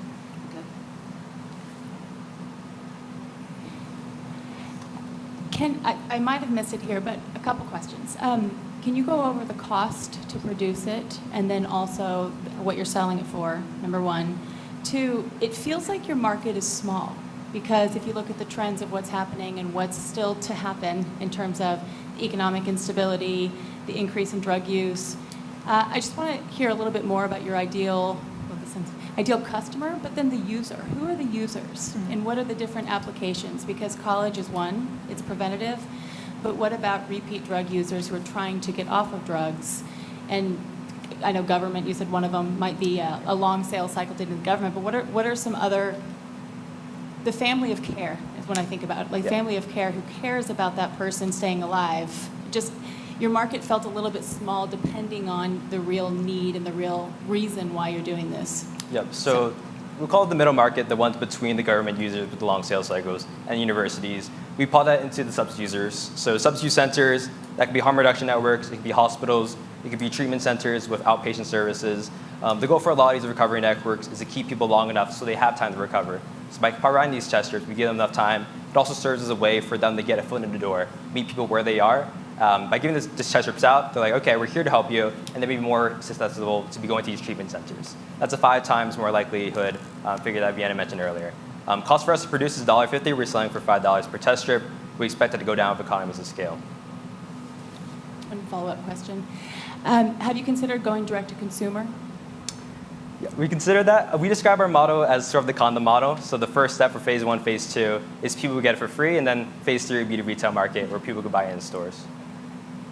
And a lot of our existing partners, we do have that good returning contract ratio with 86% repeat customers on the B2B side with these larger contract sizes. We're really looking to transfer that over to our music festival partnerships. For example, with Live Nation, they have a $100 million subsidy from Visa, essentially, that's allowing them to allocate towards any harm reduction product. We're looking to get around 80% of that. So to that end, $5 per test. If Live Nation purchases that, I mean, that can add up to a lot of money. If a university health center purchases these kits and provides them to students, $5 per test is more than the cost they, for example, would be spending for condoms that they distribute through their health center, right? So how much have you validated that model to say that people are willing to pay $5 in bulk and distribute those for free to users? Yeah, I can take this question. We previously did some A/B testing on our price. It was originally $3. We pushed it up to $5 and noticed pretty much no change in our average contract size. Then additionally, with a lot of our testing, yeah, we're specifically targeting universities who are already giving out the fentanyl test strips. So they have existing budgets specifically to purchase fentanyl test strips. And the cost for friction for them to switch over is very minimal. We're providing the same use case, except we test for 5 times as much at the exact same price point. So for them, it's a no-brainer. But additionally, with products like Narcan, which costs upwards of $50, is also single use and can only prevent against overdoses after they have occurred and only work for fentanyl, we're seen as a much more comprehensive product. Additionally, you mentioned the Live Nation pricing. When they're purchasing tens of thousands of test strips, it would likely be reduced from the $5 price point once we get that economies of scale to as low as $2 to $3 per test. Can you guys double click on the financials and revenue growth? Looking at the table in the business plan, looks like you guys projecting less than 100% growth in 26, 27, 28. Yeah. I think the market opportunity is actually quite good, but that's not really reflected in the financial growth. Like, why are you projecting such low revenue growth? We had a slight update from that when we originally wrote the business plan to now. That was largely because of these larger contracts we got in place with Live Nation and Coachella. We got a lot of LOIs and deals with them, and just the last couple of weeks, as well as a lot of recurring partnerships with our B2B partners. So we have some updated financial projections here for what we're looking to achieve and some more increased growth that is reflective of that newer financial model with the growth incorporated. That makes more sense. Thank you. No worries. Do you guys have data on the actual use of these things? I'm worried that they're not going to ultimately sort of sell through, and that you're going to get a big group of these to the universities or to Live Nation or whatever. But if you don't have enough people actually using them, they tend to pile up, and that's less and less you get to sell. So I was thinking maybe your app is telling you how many people are using these, or do you have some data that you can share? Yeah, that's one data point. That other data point comes from the actual customers itself. So a lot of universities, what they'll do is, the reason why they have recurring contracts is after a certain amount of time, they tend to run out. So these are the minimum amount of test strips they're willing to purchase. So by the time it does run out, they can tell us immediately, okay, we run out this time, maybe we'll buy some more test strips next quarter or next semester. So sort of on a quarter-by-quarter basis or semester-by-semester basis. But people are using it. We've seen it with the BT Next test strips, that they've grown year over year to $88 million. Really kicked off during COVID-19 when the fentanyl test strip crisis, or when the fentanyl crisis really took off. But now, $88 million every single year. People are using test strips. A lot of people are running out of test strips all the time. Here in Arkansas, we spoke with groups like the Central Arkansas Harm Reduction Project. They're based over there in Little Rock. They're running out of fentanyl test strips all the time. They're running out of Narcan all the time. So this is something that people actively want and need, and are continually buying more and more products. I think you have two audiences, the at-risk and the personal choice, and I think you might consider breaking those out, right? Yeah, so we identify our market as essentially 80% recreational users that might be using the drugs. Like, they're getting them from their university. If they're going out to have a drink at the bar, want to make sure they're staying safe. They might be trying marijuana for the first time, like my lab partner Cassie did, and then unfortunately it was laced with xylazine. That's 80% of our market currently, also seen as like the music festivals classified. The remaining 20%, how our current market's broken out, is selling to those like substitute centers that are supporting more active users and active addiction. And those are where we're seeing a lot more of the test strip usage, as well alongside our sort of university partners. To Tracy's question, interested to know, have you all thought about metrics and how you're going to measure product stickiness and how you're going to measure product validation? A couple of methods currently that we're doing is first asking and seeing with our current partners how often are the test strips being taken out into the market, and then the second thing from there is seeing how often a test is scanned onto the app itself, recognizing that the test strip was used or at least the package was open. That's been around 70% of the test strips we've handed out have been used on the app platform. Okay, great. And with the revenue roadmap that you all showed, are those signed customers or are those like aspirational customers or what have you? Yeah. Not this slide. There was one where you sort of stacked them down, going down to CVS. Yeah. So the 800K for this year is, I think, next slide. So the music festival is all signed customers. First responders, recovery networks. We have some recovery networks signed, no first responders just yet. And we have talked to CVS and Walgreens through some of our mentors at Harvard and Columbia who already sold into those kind of stores. So those are in talks, but no contracts. The contracts are for the music festivals primarily. And then to answer your question about the $5 million in sales, a lot of those are based on our existing recurring contracts that are already signed, the 86% re-sign rate, as well as those existing LOIs and pre-contracts that we have with Coachella, Live Nation, and other music festivals. Do you have people then use the app without using the test just to stay informed of what's out there and if there's a unsafe area? Have you seen that happen at all? Yeah, we've gotten interest from local and state governments. Every year they're required to write a report specifically on overdoses in their community, what they're finding, but also who's reporting it. A lot of the time they go unreported because the only data point they get is from emergency calls or hospitalizations, which doesn't account for a lot of the unreported people who don't go to hospitals or who actually die from overdoses. So one important part for our mobile app itself is leveraging that data to show them, okay, license is out, show them, okay, we're finding this new lacing agent in your community, but it's also a flywheel because we get to show them that there's more than just fentanyl in their specific community, so you should buy more of our test strips because we're more comprehensive.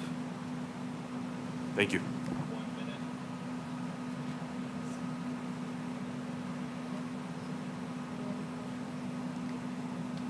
I'm happy to talk a little bit more about sort of the future applications of our test in the last minute, that's okay. So we're also working on the large language AI model. So with our first application, we're specifically focusing on drug and drink testing. But with this AI application, there are tons of future markets we're looking to expand to. So we really see ourselves being an all things go-to diagnostics company, and with existing interest from the United States Olympic Committee to build out a stereo detection test for the 2028 Summer Games. We really see that there's a lot of future market opportunity here, or even continuing to potentially license out that AI model as we do and are able to accelerate that R&D process up to 800 times, which is really what we see as a market breakthrough, potentially revolutionizing the diagnostics industry.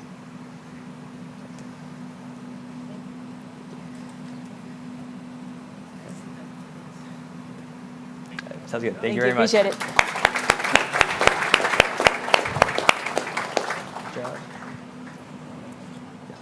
Again, let's give our judges about 5 minutes to get their notes down, and then we'll start again.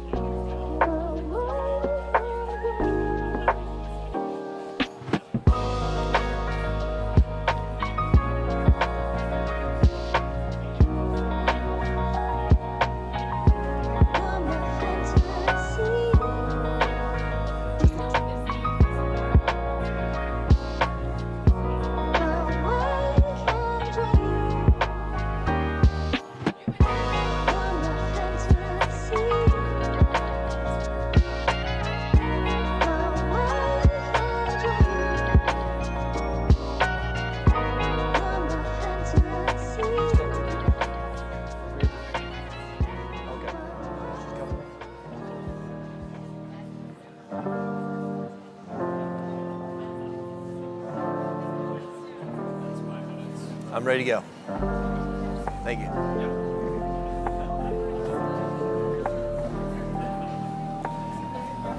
All right, here we go. Just for those of you looking to stretch your legs a little bit, after this one, we'll take a longer 10-minute break. But for this time, we're going to go with the next team up, which is Diotex Diagnostics from Johns Hopkins University. Well, hi, I'm Eric, and we're Diotex Diagnostics, and we're revolutionizing hemorrhage diagnostic care. Now, imagine you're a soldier on the battlefield, and an explosion goes off. If you have external injury, someone can see that and send you to a hospital to get the treatment that you need. But what if the injury is internal? Well, internal hemorrhage is a life-threatening condition caused by blunt force trauma, and it cannot be easily diagnosed, as there are no external signs of it. In fact, in the field, they often refer to it as an invisible injury. However, it's life-threatening and requires rapid treatment to get you the life-saving surgery that is needed to save your life. And you need about 30 minutes, they call it the golden half hour, to get to a hospital, or else your life will likely be lost.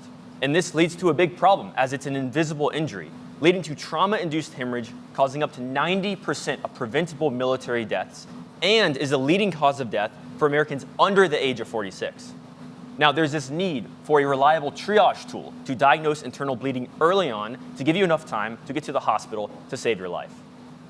And so we've developed our device, which I conveniently have in my hand, and it detects a hemorrhage-specific biomarker present in the blood, a protein that's elevated when hemorrhage goes on. And it's rapid, so you get results from this within 10 minutes. It's portable and lightweight, and it's easy to use. The click of a button is all that's needed to draw a blood sample, process it, and give you life-saving diagnostic results within 10 minutes. And the internal mechanism of it, as you can see on the left, is a lateral flow assay. This is the same proven technology you find in millions of COVID-19 and pregnancy tests. There's a sample and analyte pads that hold your blood and your biochemistry. There's also the test line and control line. And so if you use this device and you see one line, this is the control line, that means you don't have hemorrhage. If you use it, after 10 minutes, there's two lines, that means you do have hemorrhage, and you need to get to the hospital immediately. Now, we have an outer casing, as you can see on the right, which enables all this to happen in one user step, quite simply at the press of a button. And now, within 10 minutes, you get your results, and no medical training is needed to use this device or read and interpret the results. And so let's go through how you would actually use this. Let's say a traumatic event happens, like an explosion in the military, or maybe a car crash. Well, you use this device, you prick your finger, you get a drop of blood, and within 10 minutes, you get your life-saving diagnostic results that can then be used to decide if you need to go to the hospital. And like I said, no medical training is necessary to read or interpret the results. So anyone can use this on themselves. You don't need a trained personnel. And so our value proposition is very straightforward. We want to save lives. We want to introduce this diagnostic technology early on to allow you to get the life-saving surgery that you need.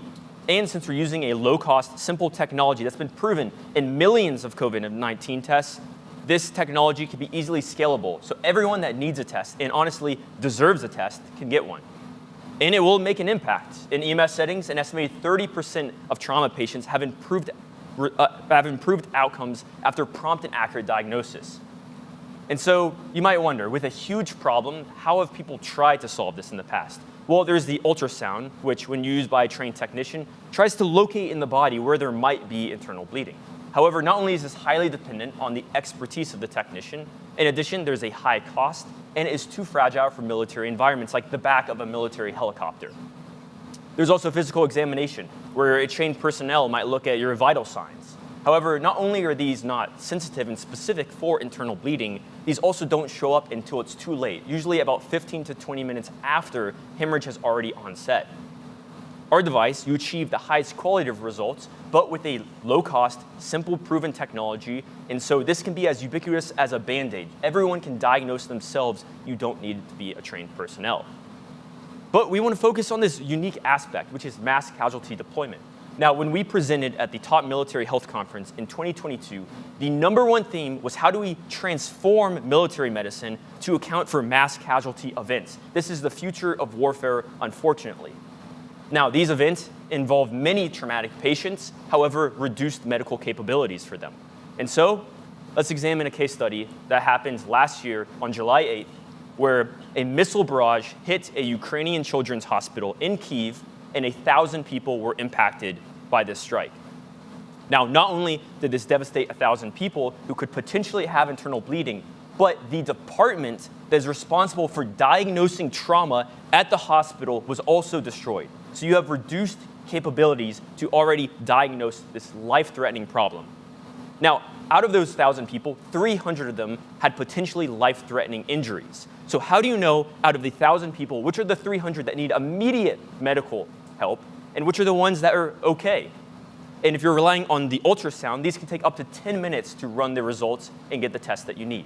What if you had a device that everyone could use, every soldier could have in their pocket, everyone could have multiple of these in a paramedic's backpack, everyone could be given one, everyone can use it, and everyone, no matter how many, if it's 1,000 people at a children's hospital, everyone could get the life-saving diagnostic results they need in 10 minutes. You're not relying on a queue, and it's scalable for how many people need and honestly deserve this device. We have identified 2 robust biomarkers that are significantly correlated with hemorrhage. These biomarkers are Syndican-1 and biomarker 2. The mechanism in which these biomarkers are released into the blood is different. Thus, testing for both of them at the same time will increase the specificity and positive predictive value of our device. There's strong literature to support both of these biomarkers as indicators of severe hemorrhage. Most notably, there was a study that was done by Haywood Watson in the emergency department. They found patients with hemorrhagic shock and measured their levels of Syndican-1. On average, these patients had levels as high as 554. However, normal healthy patients without any hemorrhage had levels of just 27. Following this, we've decided to conduct our own study using a pig to model internal hemorrhage.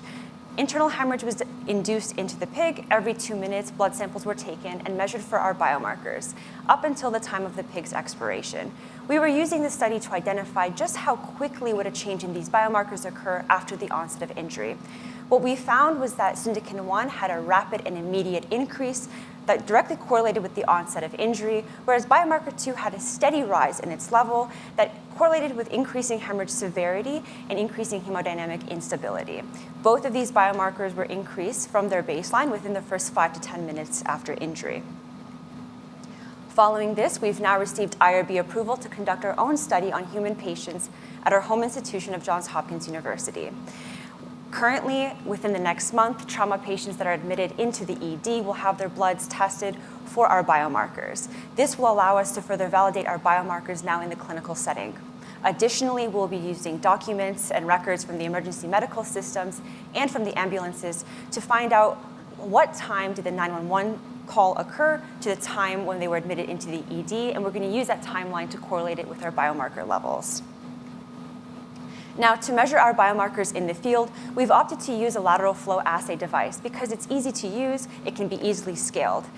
This assay is found in pregnancy tests and COVID rapid tests, and it's very similar in the sense that anybody can use these tests. You don't need any prior training in order to get a diagnosis. However, unlike the COVID rapid tests, which have multiple loose parts, they have confusing instructions, our device is completely self-contained. And this is a video demonstrating how to use it. This device uses a novel one-click mechanism. With just a click of the button, it'll prick the skin, draw a blood sample, and run the assay. Within minutes, a life-saving diagnosis will be produced that can aid with rapid decision-making during triage. Our early R&D results received a lot of interest and support. We were invited to give an oral presentation at the 2022 Military Health Research Symposium. This is the Department of Defense's main conference for military medical innovations. So let's take a look at some of our market segments. We see the U.S. military, and specifically the Department of Defense, as our primary beachhead market because of the translational opportunities non-dilutive funding sources such as the SBIR program provide. Within the U.S. military, there are currently 880,000 active duty troops, and this doesn't include the troops from allied militaries that we could scale to. The total market scales out to the civilian sector, which is even larger and more lucrative. Most obviously, you can see the emergency medical services, as you can imagine our product in ambulances across the country and the world. Other secondary markets include areas where there's a high fall risk, such as nursing homes or wilderness medicines. Perhaps the most lucrative secondary market, though, is first aid kits, where 8.6 million first aid kits are sold annually in the US alone. We see our market progression starting with our innovators at the DoD. We pursue SBIR grants that allow us to translate to the Defense Logistics Agency, which is the agency that determines what equipment different troops have on their person. At the same time, we see our early adapters being EMS manager individual champions who will help our device and help us fine-tune our requirements while we seek FDA approval. We will then scale to bulk contracts with EMS units and hospitals across the country, potentially opening up licensing opportunities with larger companies that already have distribution networks, for things like Abbott. Through this time, we will also request new reimbursement codes, new CPT codes similar to the ones used for HIV blood rapid testing. We would also pursue first aid contracts at that time.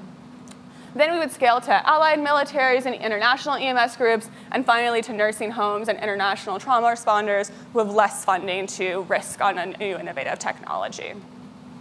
Our revenue model, we estimate about $4 per unit as a manufacturing cost. Right now, we're able to manufacture our device on the benchtop for about $9 per unit, and rapid COVID-19 and pregnancy tests are manufactured for about $1 a unit. So we see this as a conservative estimate. This would then scale to about $30 in sales to sell a device per test in military settings and $18 per test in EMS settings, with the gap explained by the additional testing requirements that the military has. As we also continue to scale our device, we continue to do a bulk contract model where we have a larger price up front and then provide discounts with an annual subscription of our devices. Now, translating these user numbers to actual market impact, we estimate an initial $6.5 million contract from the DoD calculated by the current number of at-risk combat units, and looking at similar contracts from the Defense Logistics Agency for other products.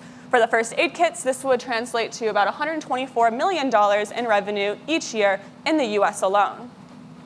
Looking at our overall market size, I already talked about our beachhead market of an initial contract. Scaling up to the serviceable obtainable market, we see this about $477 million of the US military, US EMS care, and the NATO military. Serviceable attainable market would then scale up to $1 billion as we add in US first aid kits and allied militaries that are non-NATO. And then our total addressable market of $22 billion, including international civilian services and downstream LFA products such as rapid HIV testing. After our initial contract, we estimate about a 20 to 30% market penetration because we do not have any direct competitors. This translates to a 10-year, 5-year revenue, $10 million 5-year revenue projection entering the market in about 3 years, and a $100 million 10-year revenue projection. That's about 20% of our serviceable obtainable market. So far, we've obtained $86,000 in non-dilutive funding. Most notably, we were recipients of the debut grant from the NIH and VentureWell for a venture for good that has opportunities in low-resource environments. We've used this funding for numerous things, including obtaining a patent last year for the use of Syndican-1 in internal hemorrhage diagnostics. We are also currently patent pending in Europe and filed a provisional patent for our second biomarker last June, and are currently preparing a third patent for the novel internal mechanisms of our device to submit by the end of the year. Because we are a medical device, of course, we have to look at our regulatory pathway. We've already consulted 2 different regulatory experts to come up with a plan of attack. We think we will be a Class 2 in vitro diagnostics device. Because of our novelty, we do not have any predicate devices and are going to have to pursue a de novo application route. Because this route is sometimes lengthy, we're already looking to prepare a Q-sub from the results of our clinical sample study, and also look to obtain breakthrough device designation to help the marketing and get additional support through that process. We also want to build out a quality management system. While there is no direct predicate, there are similar devices that are on the market, including a recently FDA-approved blood test for traumatic brain injury developed by Abbott and other military partners in Maryland. This validates our blood-based biomarker design and also shows the military's continued interest in supporting trauma research. So how would we use this competition to launch us into Series A funding? The prize from this competition would enable our hiring our team member full-time for this summer to complete our study, filing our second patent, and being able to scale up our quality management support system to enable that initial Q-sub submission. Overall, we are seeking $310,000 for a 10% equity stake in our company to bring us roughly through operations in 2027. Large milestones for this would include seeking investigational device exemption for FDA studies, and our third patent and small-scale manufacturing for user trials. Our team, we all met as undergraduate students at Johns Hopkins University. Because we were undergraduates when we developed this technology, that means we own 100% of our equity and 100% of our technology. We are now all pursuing graduate degrees. Now, we couldn't do this without our continuous mentor support, including Dr. Colonel Ariel Ferrer, who acts as our clinical advisor. He approached us with this problem several years ago because he was actively seeing soldiers on the battlefield die unnecessarily every day. Our faculty advisor is Dr. Nicholas Durr, who's an associate professor at Johns Hopkins University and also is a co-founder of his own medtech startup. Thank you for your time, and we are happy to answer any questions.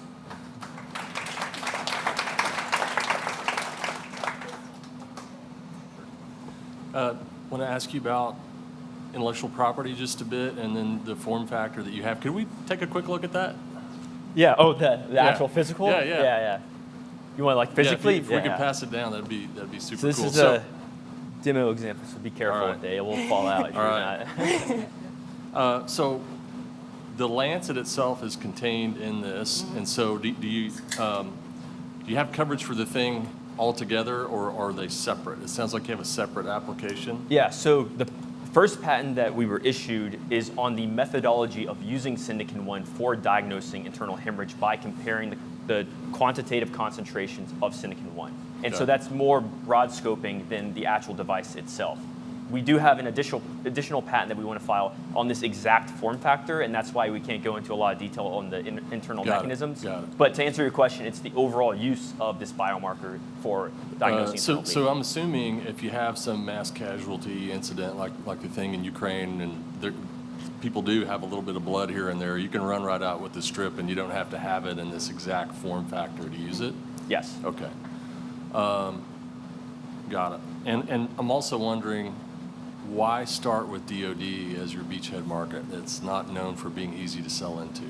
Yeah, because they're SBIR programs, really, because they have this non-dilutional funding source. And we were at that military conference. We made a lot of great connections to talk about how they support those later stage SBIR groups directly to translate them into products and help them through regulatory approval. That TBI example I gave at the end also did that. But we do plan on talking those EMS manager champions I talked about in our innovation curve, like at the same time in parallel, because we recognize that they might be a little more flexible and while we pursue FDA pathway. But we see the beachhead because of those direct translational opportunities they provide. Thank you. All right, great presentation. I have a couple of quick questions, and they're unrelated, so hopefully you can remember these. I'm just going to go ahead and get them out there. 10 minutes to get the results. So, quick results, I guess, is relative. It depends on what you consider quick. If you're on the battlefield, 10 minutes is probably good, but instant results would be better. So how do you see over time your technical development being able to reduce that time to actually get results, and who drives that, how does it happen, et cetera? The second question I have is you've yet to do the human sample study, but you have some initial data from just your research. I'd like to understand a little bit more about the data that you do have and what you perceive as the risk that once you do that human sample study at Johns Hopkins, that those results might not match up sort of to the data that you have initially. Yeah, so I'll get started with the speed of the device first, and then maybe my partners can elaborate on the specifics of what we've seen in the literature so far. Okay. So right now we estimate 10 minutes is the target. In actual laboratory testing, it's currently about 5 to 6 minutes. So it's already almost halved in how fast the assay can run. And as you might expect, the size of the device also heavily ties to how fast it can run. So we could reduce the lateral flow strip size to get it faster and faster, probably down to 3 minutes. Now there's another technological avenue that we could also take, which is using electronic sensing for our biomarker, which is another avenue that some point-of-care diagnostic tests take. We've taken a simpler approach because 3 minutes has been well enough for people to contact a military helicopter that already has to get in transport and en route there.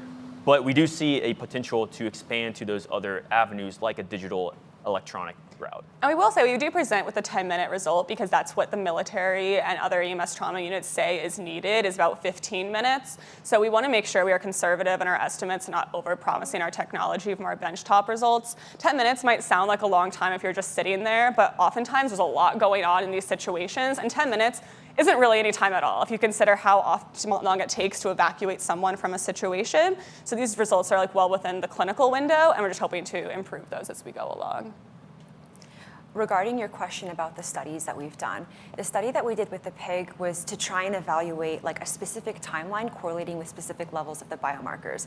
In the literature, we know that these biomarkers are significantly elevated when there's severe hemorrhage, but there's often that timeline is missing because when you call 911, by the time you get to the ED, maybe 30, 40 minutes has passed. So when we conducted our pig study, what we were looking at is how soon does that change actually happen? We know within an hour it's going to be elevated. And that pig study did prove within 5 to 10 minutes, clinically significant elevations in the biomarker levels. We proved it, however, in a pig study. So now we're trying to prove this in clinical trials.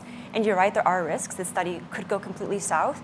But from what other research has shown, it's not shown, like we don't expect that to happen. We know that they will be elevated early on. We proved it with the pig. We're pretty certain we're going to see that again with the human study. Physiology is different, but we expect within 15 minutes at the very least to be some significant increase. Yeah. You mentioned in the headline that trauma is the #1 cause of death in people in the U.S. under 46 years of age, but you don't talk anything about that market. Why is trauma the #1 cause of death for people in the U.S. under 46? Mostly because of car crashes and other traumatic events. So that's because of accidents, mostly. So any fall or any car crash, that's where that comes from. And so that's what the emergency medical services is, that market. So that's what we're trying to address that number from, is because who's responding to those incidents? Are the emergency medical services, or even closer to the point of care, that would be in a first aid kit. So that's how we're addressing that number. Yeah, so wouldn't that be a more growing market? I mean, car crashes are all the time, right? We don't need a military event or an act of nature to cause a trauma. Right, we have them in the United States. I live in Florida. We have them all day long, every day. So wouldn't that be a better first market to go after? Because one audience serves so many different people, and it's occurring over and over and over and over again? Yeah, I think there's definitely value in looking at emergency medical services in parallel. Why we kind of saw the DoD as potential beachhead market is because of those grants that the DoD provides. Because emergency medical services are relatively small and often disparate, they're not that interconnected, it's harder to receive funding for actual R&D work. So we do kind of plan to pursue the early adopters and the innovators a little bit in parallel. Especially because the EMS units might be a little more flexible to a new company. But for the actual money for those grants and for it to continue R&D, we see that best opportunity through the Department of Defense, because they even might take longer for them to be used in the military. They are the ones with the dollar signs to help get this product on the market. And then do you test a patient more than once? If there's a trauma patient, is there multiple testing moments, or do we find the ideal moment and then is there any time that you'd have to test somebody for hemorrhaging 20 minutes in, 30 minutes in? Likely not, because we've seen our biomarkers and our pig study show an immediate increase as soon as the trauma happened. We would likely see only one test, and that performs downstream medical care. And a lot of emergency events, they're going to go to a hospital anyways. It's just seeing what level of care you provide. I'm sure everyone's been to the ER and they wait for 6 hours. You don't want that to happen if you're bleeding out, right? You want to get them immediately to surgery. So we want to inform rapid decisions is our real primary market. However, in downstream user testing and user studies, we could definitely explore the benefit of multiple tests at different time points. And our clinical sample study results might also show some benefit of that. Thank you. Great presentation. I have a couple questions. I'm curious about your passion for military. If anyone has a background or any family in the military, if there's a reason other than funding available. So would just love to know your connection there. Also, I'd like to know about the nursing home. We have a crisis of care at the local level. We have a long-term crisis of care. Have you done research on the blunt force trauma or just traumatic events from falls that happen in long-term care facilities? If so, I'd just love to hear about some of that research and then what the potential opportunity there is, considering the increase of people who will be going into long-term care facilities and the increase of those moving into retirement that are going to need care. Can I assume it's true that they have an increased average of falls and traumatic events that happen? Yeah, so I'll start with the military portion of that question. None of the three of us on stage have like direct military experience, though I think at least myself has family members who have served. One of our team members is a foreign student who actually did serve in the military himself. The primary motivation for the military is this originally started through our school, where a bunch of clinical mentors kind of pitched their problems, and then we kind of said which ones we were interested in, which ones we were most passionate about. And Dr. Ariel Ferrer came on stage and he talked about, he was leading at the time the IDF clinical innovation and saw people every day die real life unnecessarily for this problem. And it's a huge issue that no one really has been able to solve, and so we really got passionate about it and got early traction and going back to the drawing board of how can we solve this and approach this from a new angle. And then unfortunately, Dr. Ferrer is now in academia, but there's been escalating global conflict worldwide, and I think that's really kind of driven the necessity of our work and has really kept us going because we do see, unfortunately, an increased demand and need for our project. For nursing homes specifically, we haven't done a ton of research in this space. However, we do know that these patients are at elevated fall risk. And we also see this as a big off-the-shelf market for elderly care because you're always worried about your elderly mother or grandmother living at home alone and what happens if she has a fall. And they're also more difficult to know how much pain they're in. Their mental confusion state's a lot harder to diagnose. So we see this as even more necessary in elderly care because you don't have the same symptoms that a younger person can able to easily identify. So we see this as a really growing market in the nursing home facility. It's also a harder market to do studies in because if you have a fall in a nursing home, unfortunately, they usually don't get to an ER because people trained there don't know what to do with them in a lot of cases. So we definitely see this as a really great opportunity for secondary studies. But for our first study, we're just looking at overall ER patients, but we do plan to extrapolate that by age and look at the results also by age and see if that changes. And so hopefully that'll motivate future work. I would like to add briefly, I'm a medical student. I've been working in the hospital this year. A lot of patients come in from nursing homes with unidentified injuries, or I guess the cause was unidentified. And this happens a lot where somebody was found down on the floor of their nursing home. Unclear how long they've been on the floor, unclear if they had a stroke, what happened, nobody witnessed it. And that leads to a lot of overuse of the medical system. They get all these kinds of scans and blood tests to try and figure out, are they bleeding? Did they have a stroke? What happened? It would save everybody a lot of time and medical resources to use a very cheap device and figure out, are they bleeding internally or not? Do we need to panic and send them to the ED or not? A lot of the patients that I've been taking care of right now, working in the hospital are, I would say, maybe 20% and increasing are from nursing home. Found with unknown cause of injury all the time, yeah. Couple questions. The test, is it really one step, or do you need to add a buffer like you need for other lateral flow assay? Yeah, so it's all in one step. So when you push down on it, there's a lancet that collects the blood, but at the same time, the innermost part of the casing slides back, and that's what activates and pops the blister pack that has all of the reagents needed. And so those are all shed onto the other side of the LFA strip, and then they come around and push the sample onto your test line and control line, which not in that demo version, but there would be like a glass window where you would see your results. And so all of that would be enclosed in the case, but then you press the button and you would see the results. So truly one test, yes. Which is hard to do, so congrats on that. Thank you. Another question around the FDA process. Have you guys had conversation with them about breakthrough designation and de novo application? Is that something that they would entertain, or is it just?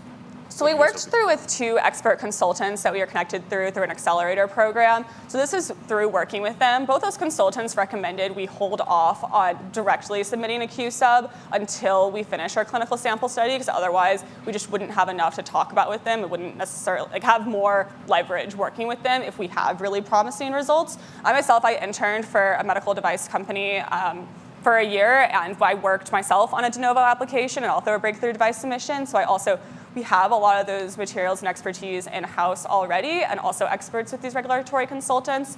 And it's important for us to work with multiple consultants because both of them told us the same thing of working on a de novo and a breakthrough device designation. So as we continue to work on that and talk to more people, we can further strengthen that pipeline. But we're pretty confident that this is the path that we're going to have to take.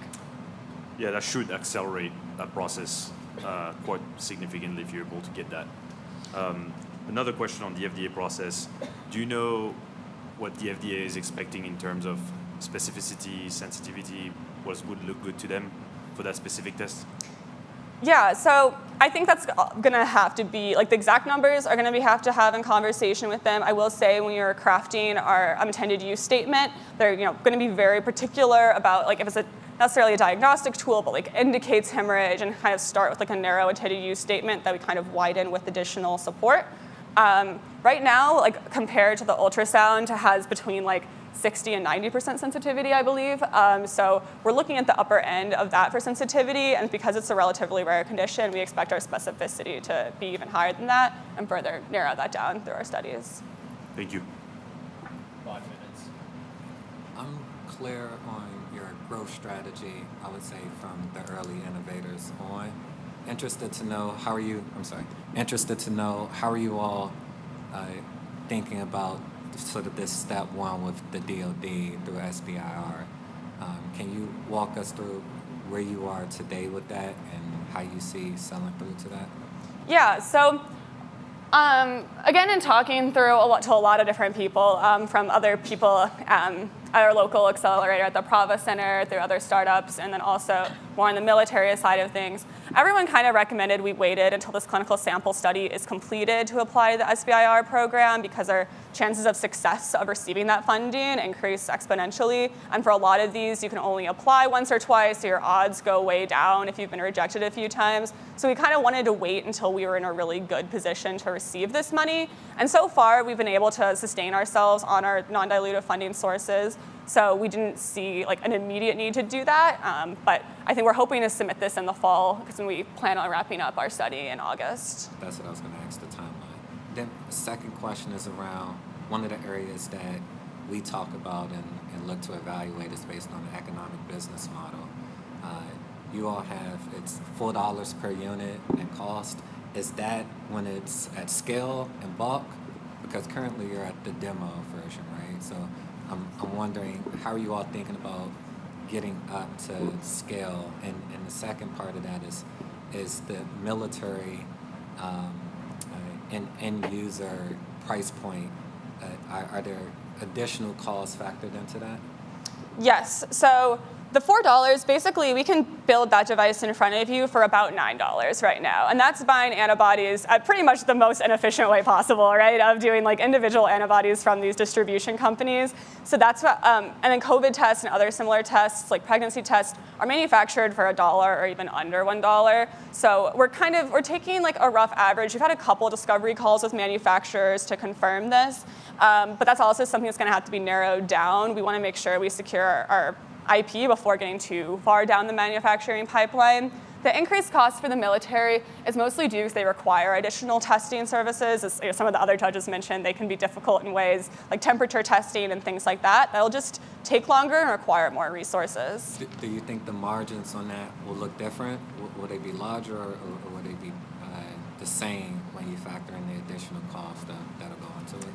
Yeah, I'm not sure if we can answer that with 100% certainty right now. I think initially it'd be more expensive to do for the military because of those tests, but we're also planning on getting our R&D money for the military, so it kind of depends on how you do the math. I think because of the R&D money, it would eventually end up evening out.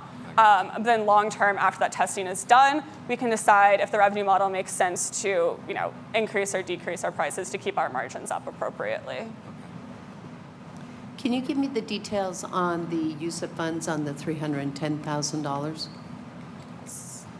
So I have a full appendix slide here of kind of our timeline for the next 2 years. Our biggest sources of money are our IP, as always, and then also kind of moving on R&D validation. You can see the second is also a large amount of money. So the clinical patient samples right now are there's no extra blood sample being taken. It's all like extra that we're using right now. But when we want to pursue IDE exemption from the FDA, that's going to require a lot more money to have that secondary study to prove those regulatory needs. Those are our two biggest funding sources, the regulatory, the clinical, and IP. That's three things. But the regulatory and clinical are very much intertwined. 1 minute. Thank you. Just a real quick question for you guys. It seems like your team is fairly science heavy, which is typical for these types of teams. Have you considered just sub-licensing your intellectual property out, like maybe get this thing through your clinical study, get better data, and sub-licensing the technology to another company who can take this to market, and you guys focus on more science and continuing the R&D side? Yeah, we definitely considered it. And I think we definitely, if our results are like as successful as we think they will be, I think we definitely plan on pursuing that too. I think it really depends on where the market is. What we've determined is likely the realistic nature of that possibility. But we have talked to LabCorps and also want to talk to Abbott and other companies that have technologies in this space that potentially could license it and have us focus on that. If that doesn't work, we have discussed potentially adding on a sales or somebody with an MBA, but we don't want to give up our equity yet until we need to. Thank you. Thank you. Thank you.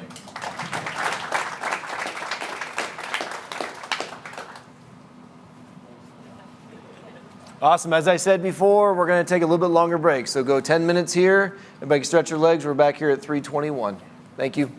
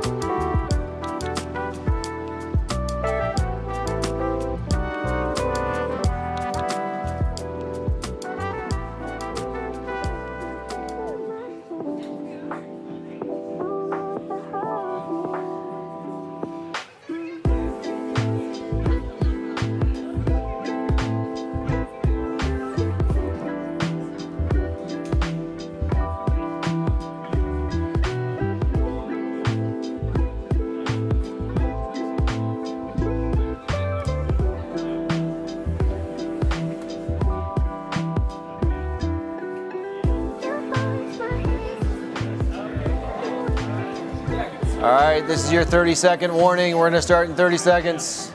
We got the hand shaking happening down here. Everyone take your seats. Everyone's back. Awesome. All right, here we go. The fourth of 5 teams is X Adams from Western University and the University of Toronto. Okay. 1 second, let me dump the HDMI. Is this I'm gonna make sure that this is like on the side, because otherwise, like, yeah, on the right side. Where's that? Yeah, Oh. it's good, it's good. Oh, now it's showing. Okay. Double lag. Go back. Okay. Can we restart the timer, please? Oh, okay. And also my mic. Is it working? Say something. Hello? Is it Test. working? I think it's Okay. working, yeah. Mic check. Can everyone hear me okay? Good? Thank you. Awesome. I got feedback that I was speaking too loud yesterday, so I guess it's okay if it's a little down. Okay, stop. Okay. Can we restart the timer? Yeah. On Thank the you. screen, please? Perfect. Hello, everyone. My name is Shirley. I am the co-founder and COO at X Adams. Today, here with me today is Karam, our CTO. Water is a huge problem. At X Adams, we discover new materials using AI and quantum chemistry to purify water. We have discovered 8 materials, and it can eliminate 47 different contaminants, ranging from bacteria like E. coli to chemicals like DDT and pesticides. And with our 8 materials, we already secured $1.5 million in pilots. And here's how we got started. I grew up in Guangdong, China, and I did not know that you can just drink water straight from the tap. When I was 12, I drank water that looked clear to me, but it was contaminated with E. coli. I was sick for an entire month in my bed, and I pondered, I want to dedicate my life to solving the water problem. I then came to Canada on a scholarship to study software engineering and business, and I started becoming one of the youngest researchers in the country in water. And this is a photo of me when I visited communities in South Africa. And that's where I met people across the globe, and communities still drink and forced to drink the unclean water that I once did. In fact, current filtration solutions can turn dirty water into clear water. But what if I tell you that this might still contain E. coli? Would you drink it? The invisible contaminants are the deadliest killers. Agricultural pesticides, bacteria, and viruses are killing millions of lives every single year. And every 2 minutes, a child dies due to water pollution. This is not a problem only in China or South Africa. It's happening right here, right now, just outside of our doors. In the United States, in 2024, there are over 50,000 violations due to water pollution that happened last year, reported by the EPA. And we all know about the lead pollution in pipes in Flint, Michigan. It was a health crisis that lasted for years and caused millions of lives. It's also a problem in Canada, where we are from. Indigenous communities are exposed to contaminated water from their childhood to their adulthood. And at X Adams, we built a solution for this. So, our solution is called photocatalysts. These materials, photocatalysts, when combined with, when they're exposed to any light source, that can be artificial light source like LEDs or natural sunlight, they can actually, sorry. My apologies. So when exposed to any sunlight, they can clean this contaminated water to clear, clean, safe drinking water. For example, it's a lab test we did with E. coli. So one of our cycles lasts for 30 minutes. So in the span of 30 minutes, we can clean a contaminated water into clean, drinkable, safe water. And how do you find these materials? We have a patented technology that incorporates artificial intelligence and quantum chemistry to find these new materials. And our current process is faster than any pre-existing technology on the market. Currently, in our first model, we found 8 patent-pending materials that we filed for. Right now, with our current expansion, we are estimating we'll find 400 more materials that we can patent. Each of these materials specifically targets specific contaminants, and we're training it against these 8 contaminants that we're looking for, which cause approximately 95% of deaths from waterborne diseases. So, why is photocatalyst so amazing? Well, it's not a mic. Photocatalysts, unlike chlorine and UV, they don't only just clean pathogenic germs. They have a wide range of cleaning power. They can clean additives, antibiotics, dyes, herbicides, pesticides, and most importantly, it can get rid of heavy metals by sedimenting them down under the water. So, what's our competitive advantage? Unlike traditional metals like UV and chlorinification, we are 4 times more efficient, 2 times more cheaper. And since photocatalysts are catalysts, they are reusable. In the span of 30-minute cycle, they can be used for an entire year. And most importantly, we don't taste like pool water. For instance, with this vial of photocatalysts, we can clean 150 liters of water, which is 300 of these every 30 minutes for an entire year. That's a lot of water. We not only find these photocatalysts, we develop them in-house. Our current development is in Toronto, and our rate is around 1 kilogram a day. However, our production is very scale-friendly, and we are scaling it up, and we're predicting we can scale up to 100 kilograms a day easily. And I'm pretty sure you're thinking, is it actually safe, the photocatalyst? And yes, it is.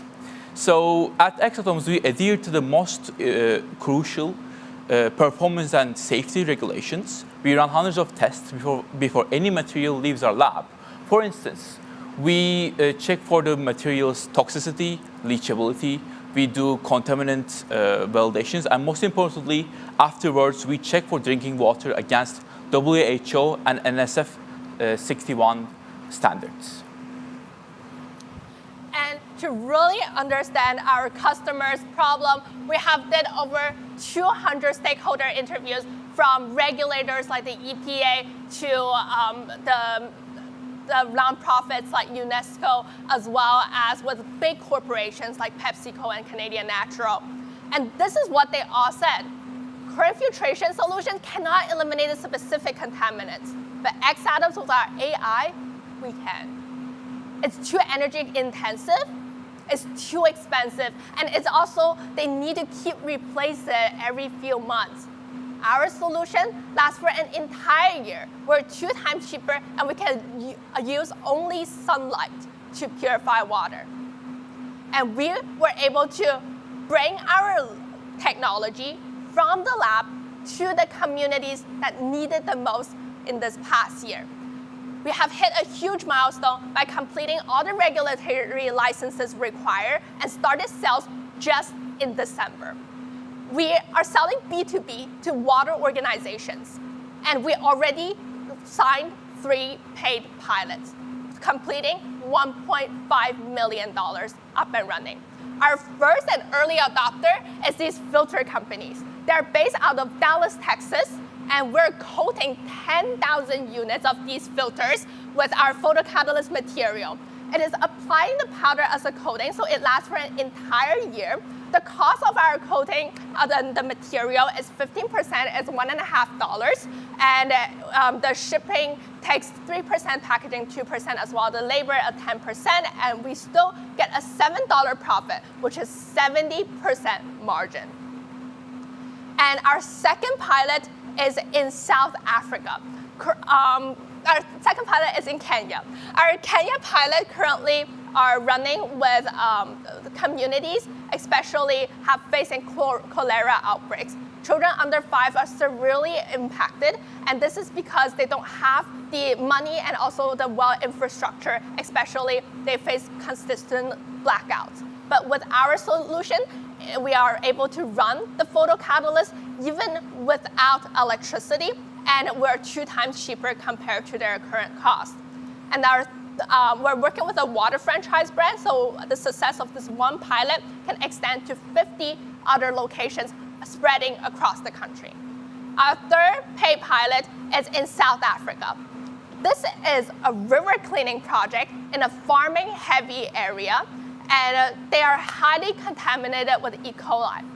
Current system fails because it requires heavy electricity or energy consumption. But we can just work with natural conditions and natural sunlight. And with our solution, this is a $1.4 million pilot that is enabling the river water to lower the bacterial level to recreational standard and for irrigation for the agricultural community. This success of the pilot, we already gained a signed $2 million contract interest from the South African government. And this is actually inspired by the Paris Olympic, which last year spent $2 billion trying to purify the same river. They failed, but we are here to make a case. With our 3 paid pilots, this will yield $1.5 million in revenue, helping over 160,000 people and purifying 3 billion liters of water. The water market is massive with over 500 billion in opportunities, and we are positioned to be the next unicorn. For photocatalysts, we're starting in the water treatment space, but the same technology could be applied for air purification, green hydrogen production, as well as self-cleaning surfaces. This totals to $1 trillion opportunity with our technology. And we are the team to build this. We are a team of 3 engineers. I have been in the water space for the past 7 years. Karam has over 9 years of coding experience and an expert in AI. Diana, who is recognized as a global researcher in the computational chemistry space by the Swedish royal family for the World Water Prize. And we're supported by experts like Elizabeth Kaufman, who is the head of climate tech at AWS, Professor Tava Soli, who have over 20 years of experience studying photocatalysts, and Henk Ovink, who is the executive director of the Global Commissioner of Water at the United Nations. And X Adams, we are in partnership with Matt Damon, who is the founder of water.org. And we are also by third-party validation used as a case study by the United Nations Go House and published in 2024. These partnerships are integral, like with water.org, that helps us to expand from our pilots in 2025 to more units, larger contracts, as well as more stakeholders in 2026. Our next big goal is to pivot into the industrial water treatment space. We're already in talks with negotiations with Toyobo, SIG, PepsiCo, also Airbus, as well as Canadian Natural. And these companies we're working on a $15 million negotiation for contract with these companies. And this will help us to achieve $100 million in revenue in the next 4 years. Our first check came from Alexis Ohanian, the founder of Reddit. And our current ask is for $2 million. This will help us to expand our tech team, grow our technology from the recreational scale to the industrial scale, and grow our production. I grew up without access to clean and safe drinking water. And in fact, today, 4.4 billion people still lack access to clean and safe drinking water. But with X Adams, we are here to make it 0. Thank you.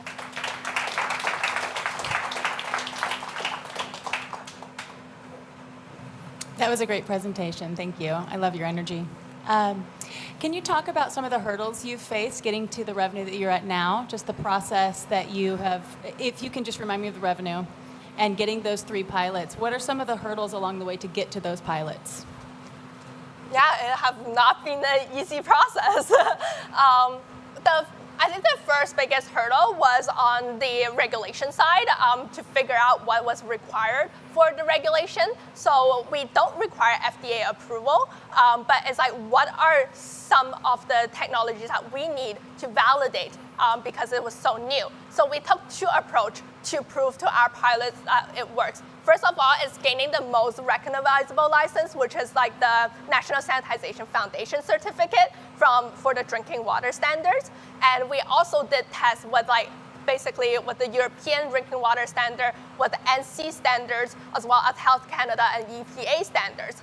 So that was able to showcase strong results of what we're able to deliver as like the end product of the drinking water. We also took a step back to take tests on toxicity, as well as basically the impact to human bodies, as well as to animals as well in our biosafety level 2 lab. And that was able to give further validation to our early adopters. And then finding that it was just a long cycle to begin with to foster that, especially the first relationship. It took us 8 months to build that trust, and we are aware of that. So that's why we're quite conservative in our approach and the revenue that we're expecting the industrial scale pilots to come in 2027 because we're building up the relationship now. And just to add further on, we had to send our products to a third-party lab where they manufactured it and tested it on themselves with water, and they had to get those like independent results so we can give it to WHO and NSF. That costs a lot of money as well. Yeah. So I'm not clear how it works. Yes. Right? I'm not clear how it works. So I can talk more about it. So the way it works is the water has to touch the photocatalysts for it to clean water. So the way we apply it is through a coating. So for example, with this pipe, we apply a thick coating inside the pipe. The pipe is transparent, so light can pass through it. And with adequate flow rate, by the time it passes from one end to other end, it cleans the water. So in essence, it just has to be in contact with light and the water for it to start. It can be done through coating or through just the powder in the water. So I understand how it's applied Yes. to the structure. I don't understand how photocatalyst works. Yes. What is the chemical process between the powder to the bacteria or the E. coli that gets activated by the light that comes out clean? And then what are the byproducts of that cleaning process? So for pathogenic germs like viruses, bacteria, all of the reactions are simple. The photocatalyst, it breaks down water, H2O, through water splitting, that's the actual term, into OH radicals and O2 superoxides. Then these radicals attack the DNA walls of bacteria, killing them. But when it comes to heavy metals, for instance, so usually heavy metal ions, they are inside the water as free floating ions. It takes the free ions and reduces it down to solid state where it sediments down below. And the byproducts are with pathogenic germs just a minuscule amount of carbon dioxide, and with others just, again, mostly carbon dioxide or sedimentation. So how long does that take to go from lead invisible ions through the process and the light? How long does that take to come out as drinkable Technically, water? it's 22 minutes, but we make it to 30 minutes, so it's like a much easier number to remember. And that's enough time for it to clean, reduce the ions and sediment down below in the water. It just needs to have 1.5 gram per liter consistency, like water dash photocatalyst. And if that's the density, it cleans it. And I can use sunlight or LED light Yes. or any form of light. Yeah, and the most important part is the reason photocatalysis hasn't been very well adopted is most photocatalysts use UV light, which is more expensive, and the sun is, I think, 30% on the UV. However, we are finding photocatalysts that use visible light, so we can leverage sunlight more and use cheaper light options like LEDs. Does the customer need special infrastructure or pipe to use the coating, or it can work with whatever filter they already have, or they need kind of special equipment on their side? Yeah, so any. So focus, we just have the limitation that it has to be exposed to light. So that means, like, for example, the Pure Bag, the first pilot that we have is a camping filters, and they have like a clear surface that we can coat on and can expose to light, so that's fine. Our second pilot, we're coating our material on the transparent pipings, so that is also fine. And the third one, it was coating on a mesh. So that is getting put into a river and also have the exposure to light. So it could be on different surfaces as long as there's light exposure.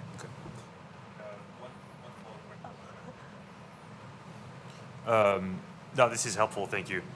Just had a follow-up question on the durability of the coating. You mentioned you only need to reapply it once a year. Yeah. Have you guys tested it in difficult condition, extreme heat, especially like you guys working in Africa?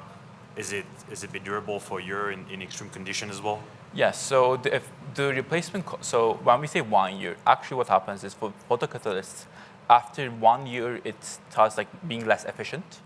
And in approximately 1.5 years, it starts degrading the coating. So we already replaced the photocatalyst based on the efficiency before that. And for the lab test, what we do is we have a xenon lamp, which can simulate a sunlight pretty accurately. They're also usually purpose on xenon lamps. So we get lab results from Africa, replicate it inside the lab, the control environment, then test it against the water. Then we also we do field testing as well. Just a question on how you identify these materials. You mentioned AI. So are you literally running a query to say, hey, I want to take this contaminant out of the water, how do I do it, and what's the material that I need to use? And then once you're done with that, are you then getting IP coverage for that particular material based on some formulation that you have? Yeah. So I can answer the first part, and Shirley can answer the IP. So in terms of generative AI, I can go more in depth as well. So the AI model itself predicts unit called photoactivity. It's a unit that measures how active the photocatalyst is. That can only be done through lab tests. There's no formula for this. So our first model predicts the photoactivity based on computationally generated materials. And the second model predicts if it can clean XYZ contaminants. So once, for example, in our first test, we ran 16,000 molecules against it, and we found 8 photoactive materials from the 16,000 materials. From that, we manufacture them in the lab, test them, and feed it back. And the results we get, we feed it back to the model, so it becomes more accurate. And for IP, Shirley can go in more depth. Yeah, so I wish that ChatGPT could just solve our problem, but they can't yet. Because we actually own a proprietary data set of 850,000 molecules, and it is under a patent application. We already applied for patent with our AI as well as the quantum chemistry proprietary algorithm that we use to generate these materials. And this is filed in the United States, and we are expanding the ICT of the different countries as well as filing in Canada, as well, Europe and Japan. That's what we're looking at as the next stage for the patent filing, specifically on the AI. We also have patents around our 8 materials that we discovered, and as we have a strong legal team to support us on that. You used the term quantum chemistry. Can you explain that for us non-chemists? In terms of technical DFT modeling, so we run quantum simulations, so algorithms that require quantum chemistry to validate the results of our photocatalyst and the AI model. So we use quantum simulations to validate the AI's predictions to help it with augmentation. Basically, it simulates the reaction of our generated material against different the bacteria, viruses, and different environments before we even test it in the lab. So this saves us about 40 times faster compared to the traditional trial and error method, and improves accuracy, as well as we just are able to use some complex mathematical formulas and look at really the atoms on a very, very, very small scale before we do it in the lab. Is this in current use and production right now? Yes, it is. We have our facility in Toronto. So we rented a level 2 biosafety lab, which allow us to run all the bacteria testing as well as produce the photocatalyst specifically. And we're also in partnership with Green Center Canada. So they are an external manufacturer partner that when we have like overflow in terms of quantities of materials, we outsource to them to do the manufacturing. But our next step is really to quote down the recipe that we have and to outsource it at the customer's locations. Could you have had a demo in parallel to your presentation where you could have sort of shown it to us and like at the end drink the water? We pitched in halt price competition before, and for that I collected water, river water from Thames River, and like I let it sit for 30 minutes. I drank the water. In the end, I was fine, but like we realized it takes, and I want to do it here, but there's no dirty river. I looked around. Also, we try, like we do, like usually for tests, like the E. coli like testing strip, like of like, but like yeah, there's needs no like another 12 hours to test whether it's positive or negative. Okay. So, yeah. I've seen this type of product before, sort of taking dirty water to make it clean water for drinking or cooking use. And based on what I've seen and I'll say conversations or research, interested to know how are you all thinking about this being a venture scalable idea? And so how do you get beyond NPOs or how do you get beyond some of the nonprofit clients to make this a venture backable situation? Yeah, so what is very important is to really understand who are the players and who plays in this game. So you might think that the first players that come to mind are nonprofit players, but actually the biggest, I think, clients that really lays are, like, for example, oil and gas companies, mining companies who have tailing ponds that's like sitting like in Alberta, Canada right now. They're wasting millions of dollars every year to just maintaining that tailing pond, and they cannot release it back to the environment. We just had a conversation with Canadian Natural. It was our 5th call yesterday, and we are already running a mini site test at their location in Alberta, so they can use our basically technology to assess what it is like for tailing pond usage with mining companies. So that's where we see the first most promising industrial scale pilot is. But I think going back to kind of the customer pipelines too, we are aware that we need to work with different stakeholders. So we have been invited to previously conferences like the United Nations as well as G20 as well. We had conversation with the parliament as well as trade commissioners as well to really engage with the government body to understand what's the most up-to-date regulation-wise, and then what are the push that we can help to understand the environment. And we also want to partner with still these NGO bodies are directly connected with communities. They might not be the ones that really pay for the solution, but they are kind of the liaisons between all the parties. So that's why I help having collaboration with Matt Damon, with water.org, helps to facilitate these introductions with PeerBag as well as our Kenya pilot that was under a nonprofit introduction. Yes, I want to ask about those 3 paid pilots. How close to signed contracts are they, and what is your ability as students, very busy students presumably, to fulfill those contracts, to actually do the work?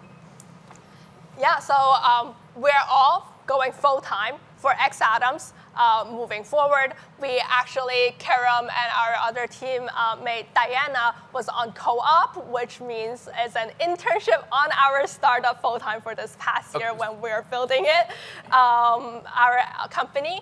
And we're really able to dedicate that resource in terms of time as founders. For signing the pilots, these 3 here for 1.5 million is all signed.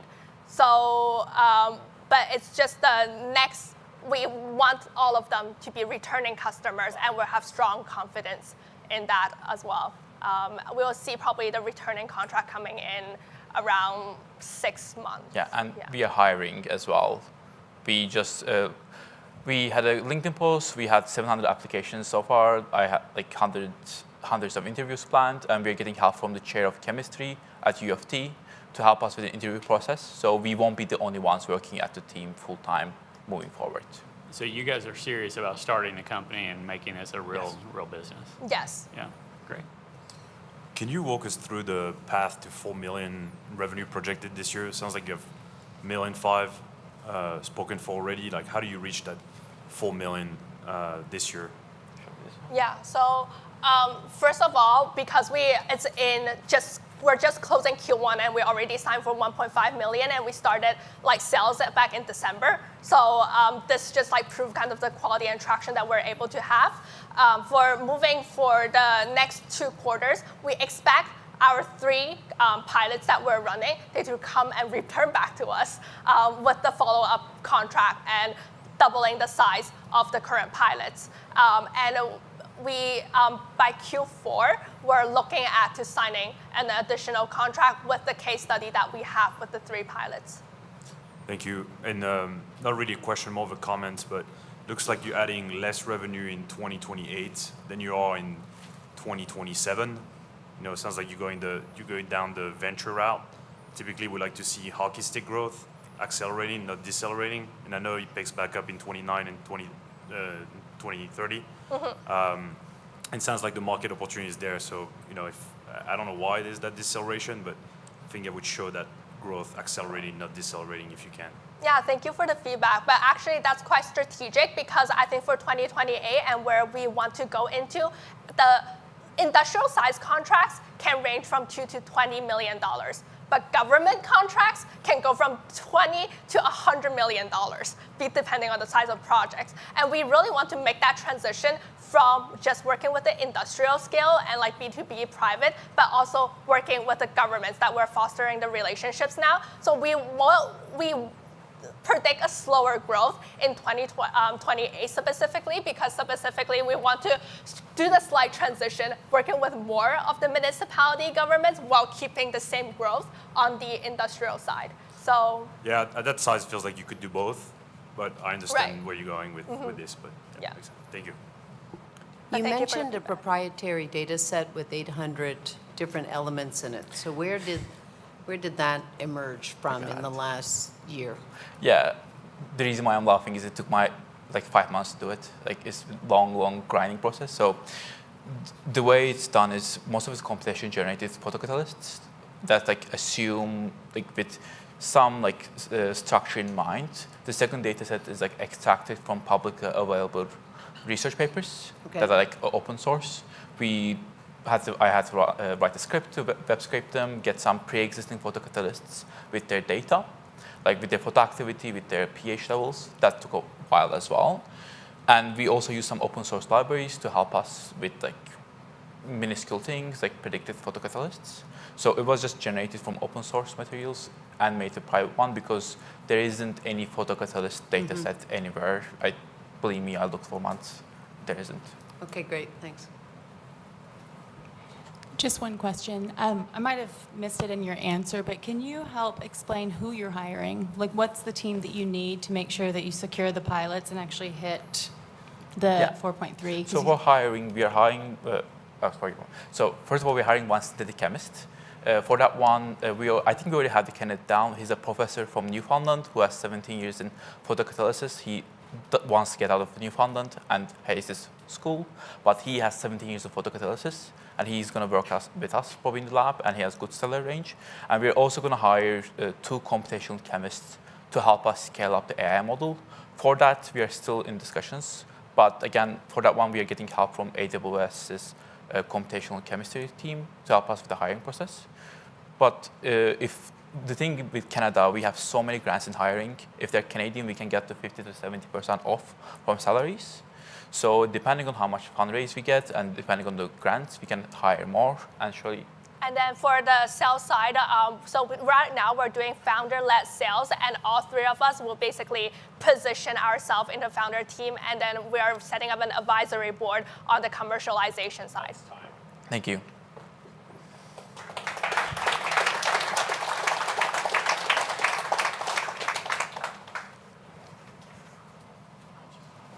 Awesome. All right, another 5-minute break real quick, and then we'll get the last team up here.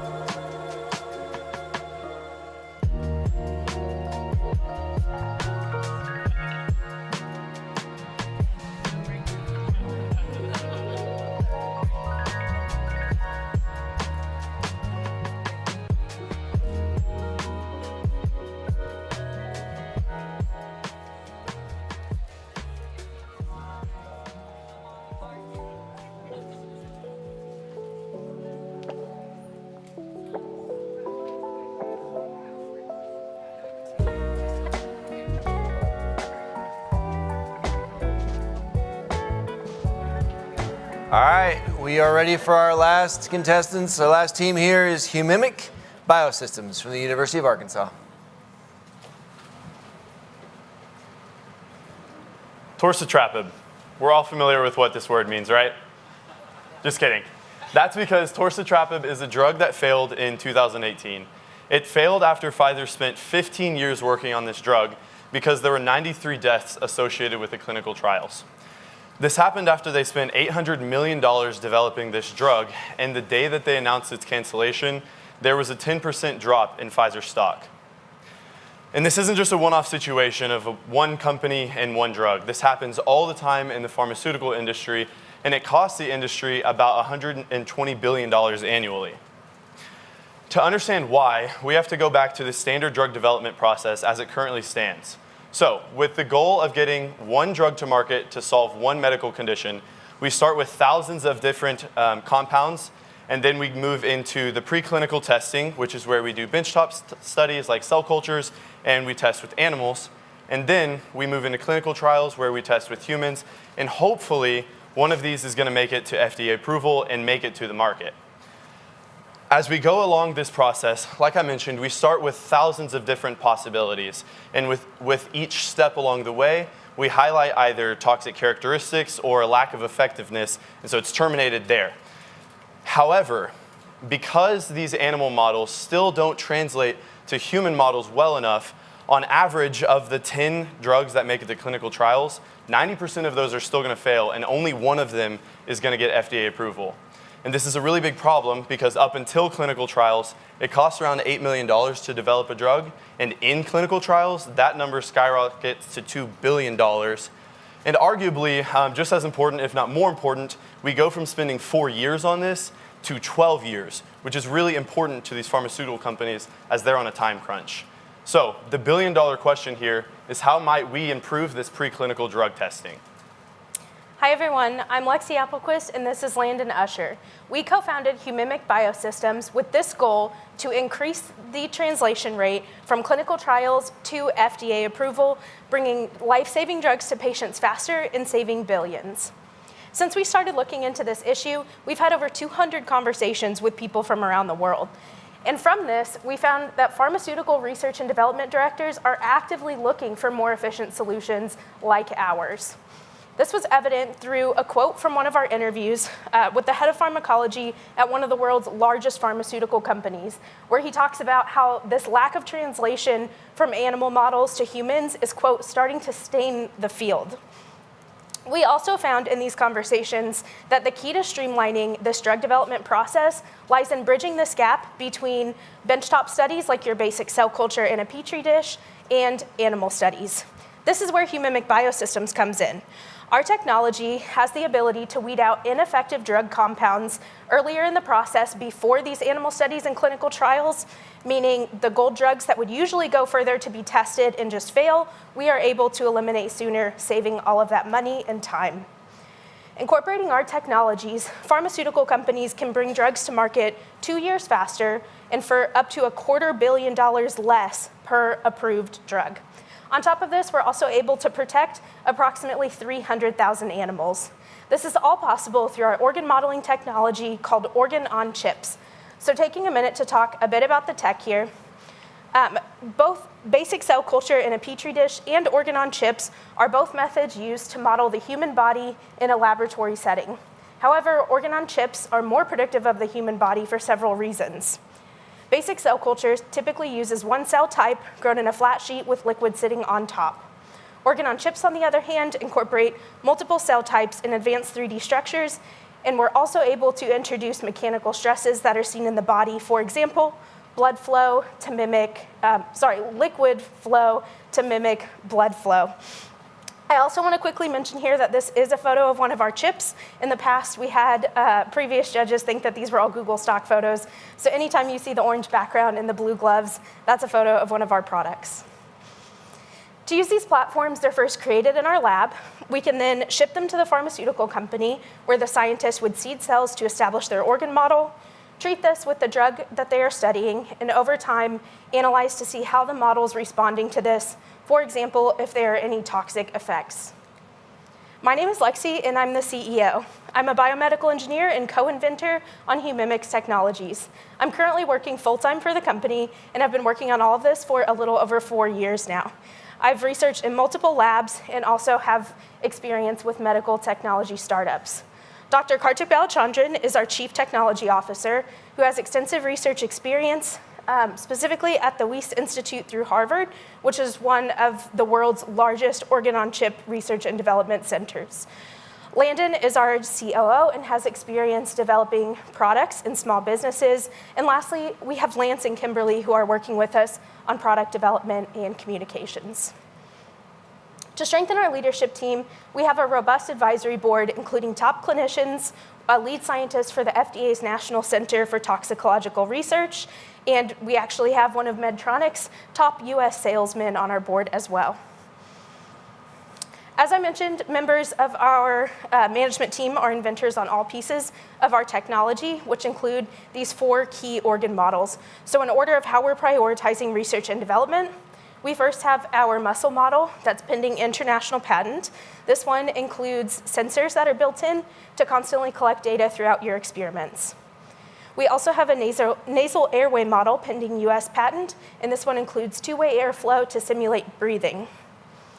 Next, we have our blood-brain barrier patent, and this is really exciting. Our US patent got approved just a couple of weeks ago.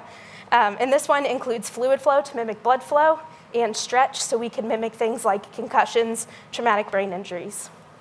Lastly, we have our heart valve model pending international patent as well, and this one also incorporates fluid flow for blood flow and stretching as we see it in the body. We have a collaborating team of engineers working on the development of all of this technology, and all of our products are being used in academic and government laboratories across the US. Specifically, I want to point out Kennesaw State, whom we have a $20,000 contract with currently using our valve-on-chip model. And beyond academic labs, we've also seen a lot of interest from pharmaceutical companies who we're talking with further to move toward a buying option. We do have a handful of competitors in this space. However, after talking with several of their customers, we're seeing really clear patterns of frustration. For example, the head of preclinical innovation at Moderna shared with us that they are spending $11,000 per experiment and still losing several samples due to technical issues. And Moderna isn't alone here. We've heard similar things from leading institutions where this complex equipment is just sitting and gathering dust because of complexity and ongoing cost of consumables. So we've already talked about how organ-on-chips are more predictive of the human body than traditional methods. We also see some key points for our competitive advantage in user-friendliness, automating that data collection with those sensors I talked about, with the IP, and affordability. Yeah, so when we think about our products, we have chip readers, which are one-time purchases, and then we have the organ chips, which are disposable and get tossed after each experiment, and so they're going to be purchasing those on a consistent basis. And then in the future, we're going to be offering the SaaS model to help with the data digestion that she was talking about, because that's something that was really important to our customers. When we look at the pricing, we're going to be selling the chips for $800 each and the readers for $5,000 each, which allows us to have a gross profit of over 85% on both of those. And that sounds really, really high, but when we look at the prices of our competitors, they're selling their chips for more than $1,000 each, and their readers are over $100,000 each. So we're still very affordable for our customers. For our market, the total addressable market for preclinical drug development is around $6 billion. And by 2030, the organ-on-chip market is projected to be around $1 billion. And then our earliest adopters, the small to mid-sized pharma companies, is about $60 million right now. And that might sound really low, but what's really important to notice here is that the growth rate in the organ-on-chip market is over 40%, and a CAGR like that is really rare. There's a few different reasons for that, but the first is a shifting regulatory environment.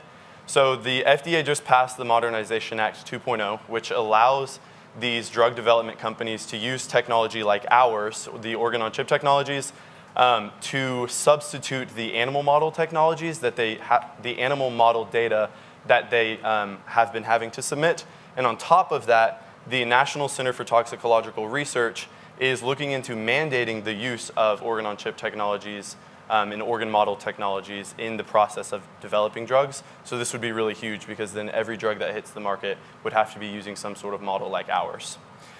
So on top of the shifting regulatory environment, we can see that an increase in prescription drug use is also driving this growth. There is an increase in chronic diseases in an aging population.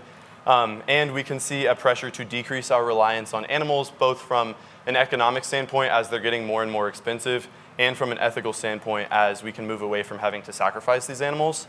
For our go-to-market strategy, our long-term goal is to get into pharma. However, because we don't have to have FDA approval, which is a really valuable thing for us, but that also puts us in a position where we have been told from our customers during customer discovery that the way to breach the pharma market is to get the data to prove that we could identify that this drug would have been a failure sooner than they were able to. And our plan is to work with academic partners in order to do so.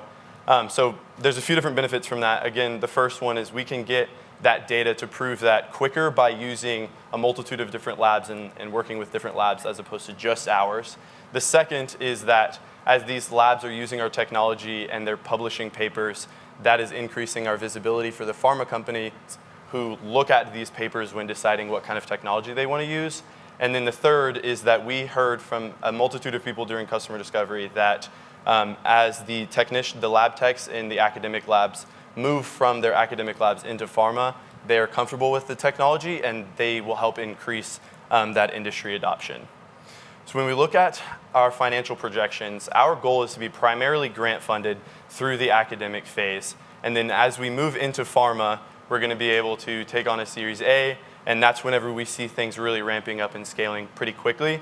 We have two main capital injections, the first of which being seed funding. Our goal is to raise $100,000 from seed funding by August of this year, and we would use that for licensing technology, finishing some of the finishing touches on the readers, and then as well as researching and marketing for both the validation data and for reaching out to other labs.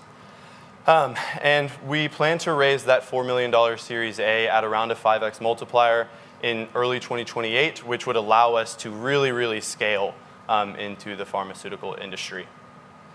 So digging a little deeper into each of these phases, currently we're supported by many entrepreneurial support organizations here in Northwest Arkansas. These organizations have helped us get into accelerator programs, including the NSF I-Core program, which gave us $50,000 to deep dive into our customer discovery. They've also helped on the financial side. The lab that we are collaborating with has over $2 million backing the development of this technology. We also have that $20,000 contract with Kennesaw State that I had mentioned, that's Humimic itself. And then the business also has $7,000 in miscellaneous business development funding from winning a seed funding competition and an Arkansas State grant. We've also applied for several small business federal research and development grants. These are pending, or we are working on submitting our next round of applications. But this is over $2 million pending in federal funding as well. And I'd also like to quickly mention that we have started developing relationships with VCs that are interested in funding us both locally and some national ones. All of this has led to a lot of really positive media attention highlighting our business, specifically being invited to share our research and talks at academic conferences around the world. We've been to Spain, Korea, Italy, Canada, and several more. So we've reached a lot of academic customers through these conferences. We have identified 16 labs that would be really good research partners for us. We currently have 7 ongoing collaborations with them, including that $20,000 Kennesaw State contract. And from this research, we have 5 peer-reviewed publications using our technology. By the end of this phase, we hope to have 16 active paying collaborations and 21 publications, increasing that visibility for pharma. So far, we have 7 companies that have shown true interest in our products. And as we get closer to this time, we'll be scheduling demos with them to move forward. By the end of 2030, we hope to grow our customer base to 90 customers after about 2.5 years in the industry. And at this point, we would consider an exit via acquisition from either a larger organ-on-chip company looking to expand their portfolio or a pharmaceutical company. So I want to take you back to the story that Landon told in the beginning about torcetrapib. We could have been telling you a very different story here today if Pfizer would have been using technology like ours, where they would have saved money, saved time, and saved lives. Please join us in creating a more efficient drug development process and bringing drugs to patients faster. Thank you. Thank you.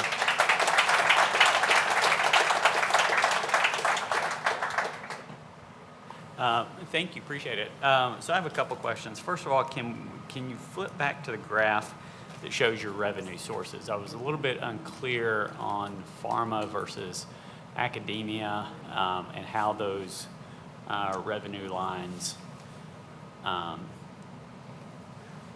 Perfect, yeah. So the grant income, are those, what are the forms of those grants? Is that like SBIR? Is that what you're talking about there? Yeah, this is a mix of SBIRs and STTRs, small Okay. business research grants. Gotcha. So you're essentially relying on those on the early years, and then ultimately the black line is industry revenue. Is that right? Yes, Okay. sir. Okay, perfect. The other quick question I had is the Modernization Act, I think you referenced that could ultimately allows pharma companies to replace animal studies with organ on chip. Is that true? Like, can you actually replace, are animal studies, you don't have to do those anymore? Yeah, so they used to require a certain number of animal studies, and at this point, if you can prove substantial data, they do not require animal studies. In general, this field, the technology is not at that point yet where we're fully replacing, rather supplementing. Again, we can fail fast, fail cheap is what we're trying to do here. We can weed out those compounds before, but as of now, it's a supplement. In the future, the Act states that it could be a full replacement. Which is mainly a driver of why the market is growing so much, because there is a way to look into the future where it is dependent on a human on a chip, and we can do all of the testing without animals, but the tech's not there in industry quite yet. If you're not able to get those grants, would that slow down the development and reaching the pharma commercialization phase? Yeah, So the R&D spend is dependent on getting those grants based on the projections? I think it just depends. It changes the way that we go about raising capital. If we don't end up getting the grant income, then we would try and raise a lot sooner. So we would still try and get the $600,000 in a pre-seed round where we can then finalize the tech and then get into trying to start some revenue within the academic phases on a bigger scale. And then we would pull up some of the other later grants that we were planning to work at and pull those into next year, trying to do a seed round where then we can hire a new CEO that can have a ton of connections and help us to really start moving into the pharmaceutical industry and scaling the academic markets. And the other big part of that is a lot of the grant income would go towards doing that research to validate the tech on the, like, we can prove that you would have failed if you would have used our tech now as opposed to as long as it took for you. So we would spend a lot of that to build out that R&D team for ourselves. But these entrepreneurial support organizations, some of them, their acceptance grant for these grants is like 4 times higher than the national average. So I'll ask that question backward as well. If you had $1 million to now, would that accelerate the timeline to get? Yeah, so if we had $1 million, then there are a few different ways that would accelerate it. Number one, we could accelerate paying for some of the licensing fees, and then we would hire a CEO sooner than later, so that way we can get the ball rolling with all of the connections.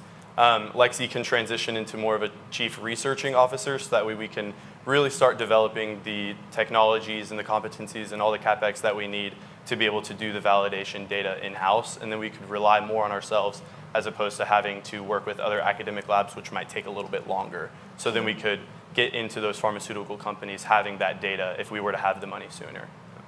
Sounds like you should pursue both routes at the same time. The way, if you get both fundings, you can accelerate development. Okay, awesome. Yeah. Thank you.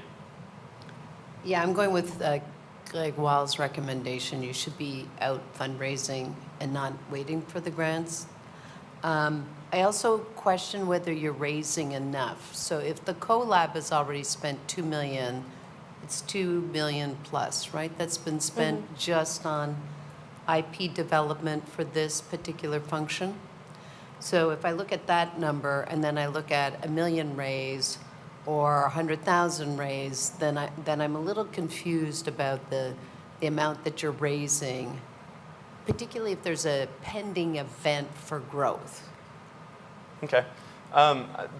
Maybe to address the 100K that we were talking about up front, that is mainly to finalize the reader, because right now our reader is usable, but it manually clicks in its wires.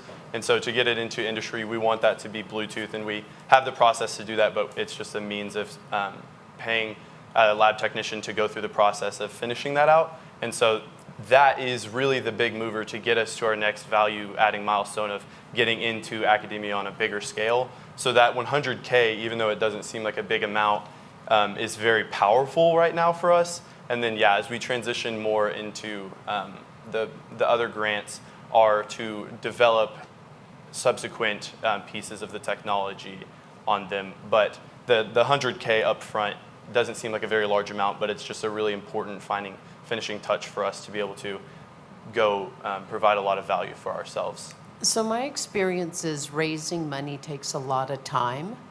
And if I'm raising a little bit and it's taking a lot of time, or I'm raising, just add 2 more zeros to the 100,000, usually takes about the same amount of time, but it makes a material difference in the growth of my business. Okay. So I would urge you to reconsider your timing on your fundraising and the amount that you're raising over that period of time. Okay. Because the thing that you don't have is a lot of time, and you've got an impending event, you've got some FDA changes, you've got 4 other smart students somewhere in the world chasing you. And so if you've got first mover advantage, you might want to take that. Awesome. Okay, Yeah. Thank you for that. Thank you. We'd love to follow up later too and pick your brain on that. What is your plan for manufacturing both the chip and the reader? Yeah, so up until we're selling around 200 a week, we can make those in-house at the university. But after that, we've been in conversation with HighComp, which is a manufacturing company in California, and they are the ones that can manufacture them on a much larger scale. That's where they've quoted us at the $110 for the cost of goods on the chips and $118 for the cost of goods on the readers. I'm very interested in your SaaS platform. You mentioned talking to 242 customers. Interested to know sort of what did you hear from them that allowed you to go down this path where you saw that as an opportunity in the market, and sort of how do you see growing that going forward? That's of interest to me. Yeah, I think from the perspective of the SaaS model, something that we heard very frequently was it's very difficult to teach some of the technicians how to digest the data that's coming out of the readers that are on the market right now. So a lot of the market readers that exist are just giving you a bunch of raw data, and then they have to either teach someone how to analyze that data and digest it, or they pay someone else to do it. And so us offering a SaaS model where they're paying a little bit extra for us to be able to give them the data in an already digested way, and in a way where in the future we can think about using things like AI to analyze it and predict if you run your next experiments, this is what it's going to look like. That opens the door to solve some of the problems with the digestion, and it opens up a lot of new opportunities for us in the future with the way that we can think about predictive and not just analyzing your current assays. In your deck, you say that you're looking at that at a later date. Give me a time frame around when you'll be interested in looking at that. Yeah, we've started talking through the aspects of what's going to be on the SaaS, and we've started reaching out to some development teams, and we're still working on what the actual timeline would be, but we're thinking that within the next year or so, and definitely before we get into the pharmaceutical industry, we want to have that. Okay.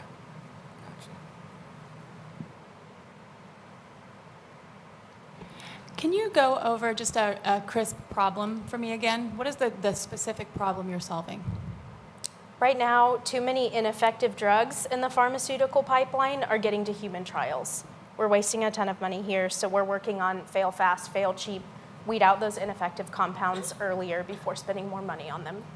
Have you gone through the process of projecting, when your product is in market, let's say 5 years, what would the world look like? What would the pharma industry look like? What would savings on money look like? What would health look like? Have you gone through that process? Just kind of paint the picture of the world in 5 years if everything goes your way. Yeah, this may be a little too personal. I have arthritis, and I've really struggled to find a medication. I've been looking through clinical trials. So I think for every single medication we're able to get out 2 years faster, you're looking at potentially millions of patients, depending on if it's a specialty medication versus wide use. But you're looking at millions, and when you stack all of these drugs that we're getting out faster on top of each other, you're looking at billions of patients receiving life-saving and enhancing quality of life treatments sooner. I think that's the biggest purpose for us. Thank you for sharing that. I don't think it's your choice if it's that personal, but I think that personal story really helps contextualize this for me. And also millions of patients who are searching for solutions when so much money is going into the development process. So that, just for what it's worth, feels like a really meaningful part of the story. Thank you. Thank you. I want to add something to that too. I think a really awesome implication of organ on a chip in long term is customized medicine. And that's something that is very much so down the line from now. But it's very possible to think through how we can take a piece of someone else's skin and their own cells and test all of these different drugs specifically for them to say, okay, Lexi, we know that these medicines haven't worked for you in the past, but we can test these 17 different drugs and see which one of those is going to work specifically with your cell.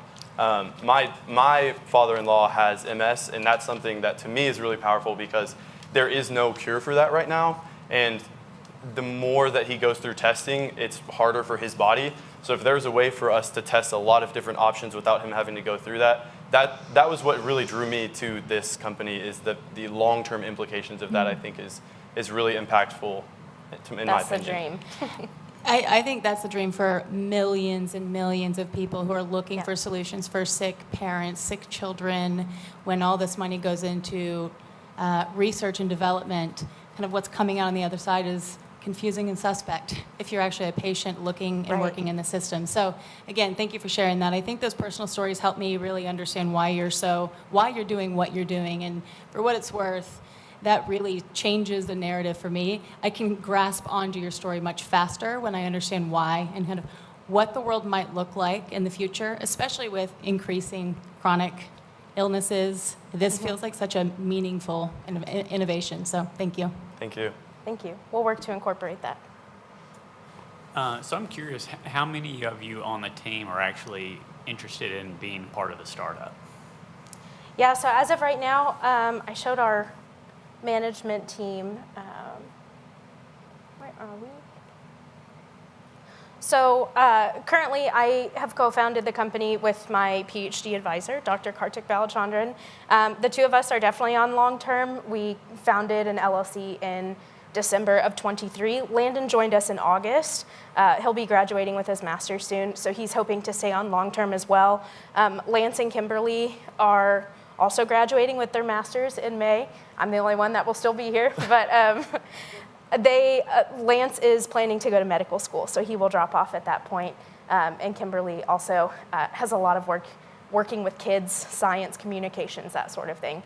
But the three of us are on long-term, and then some of the other researchers are on long-term, looking for a CEO to bring on later. Did you mention that you'd been working on it 4 years?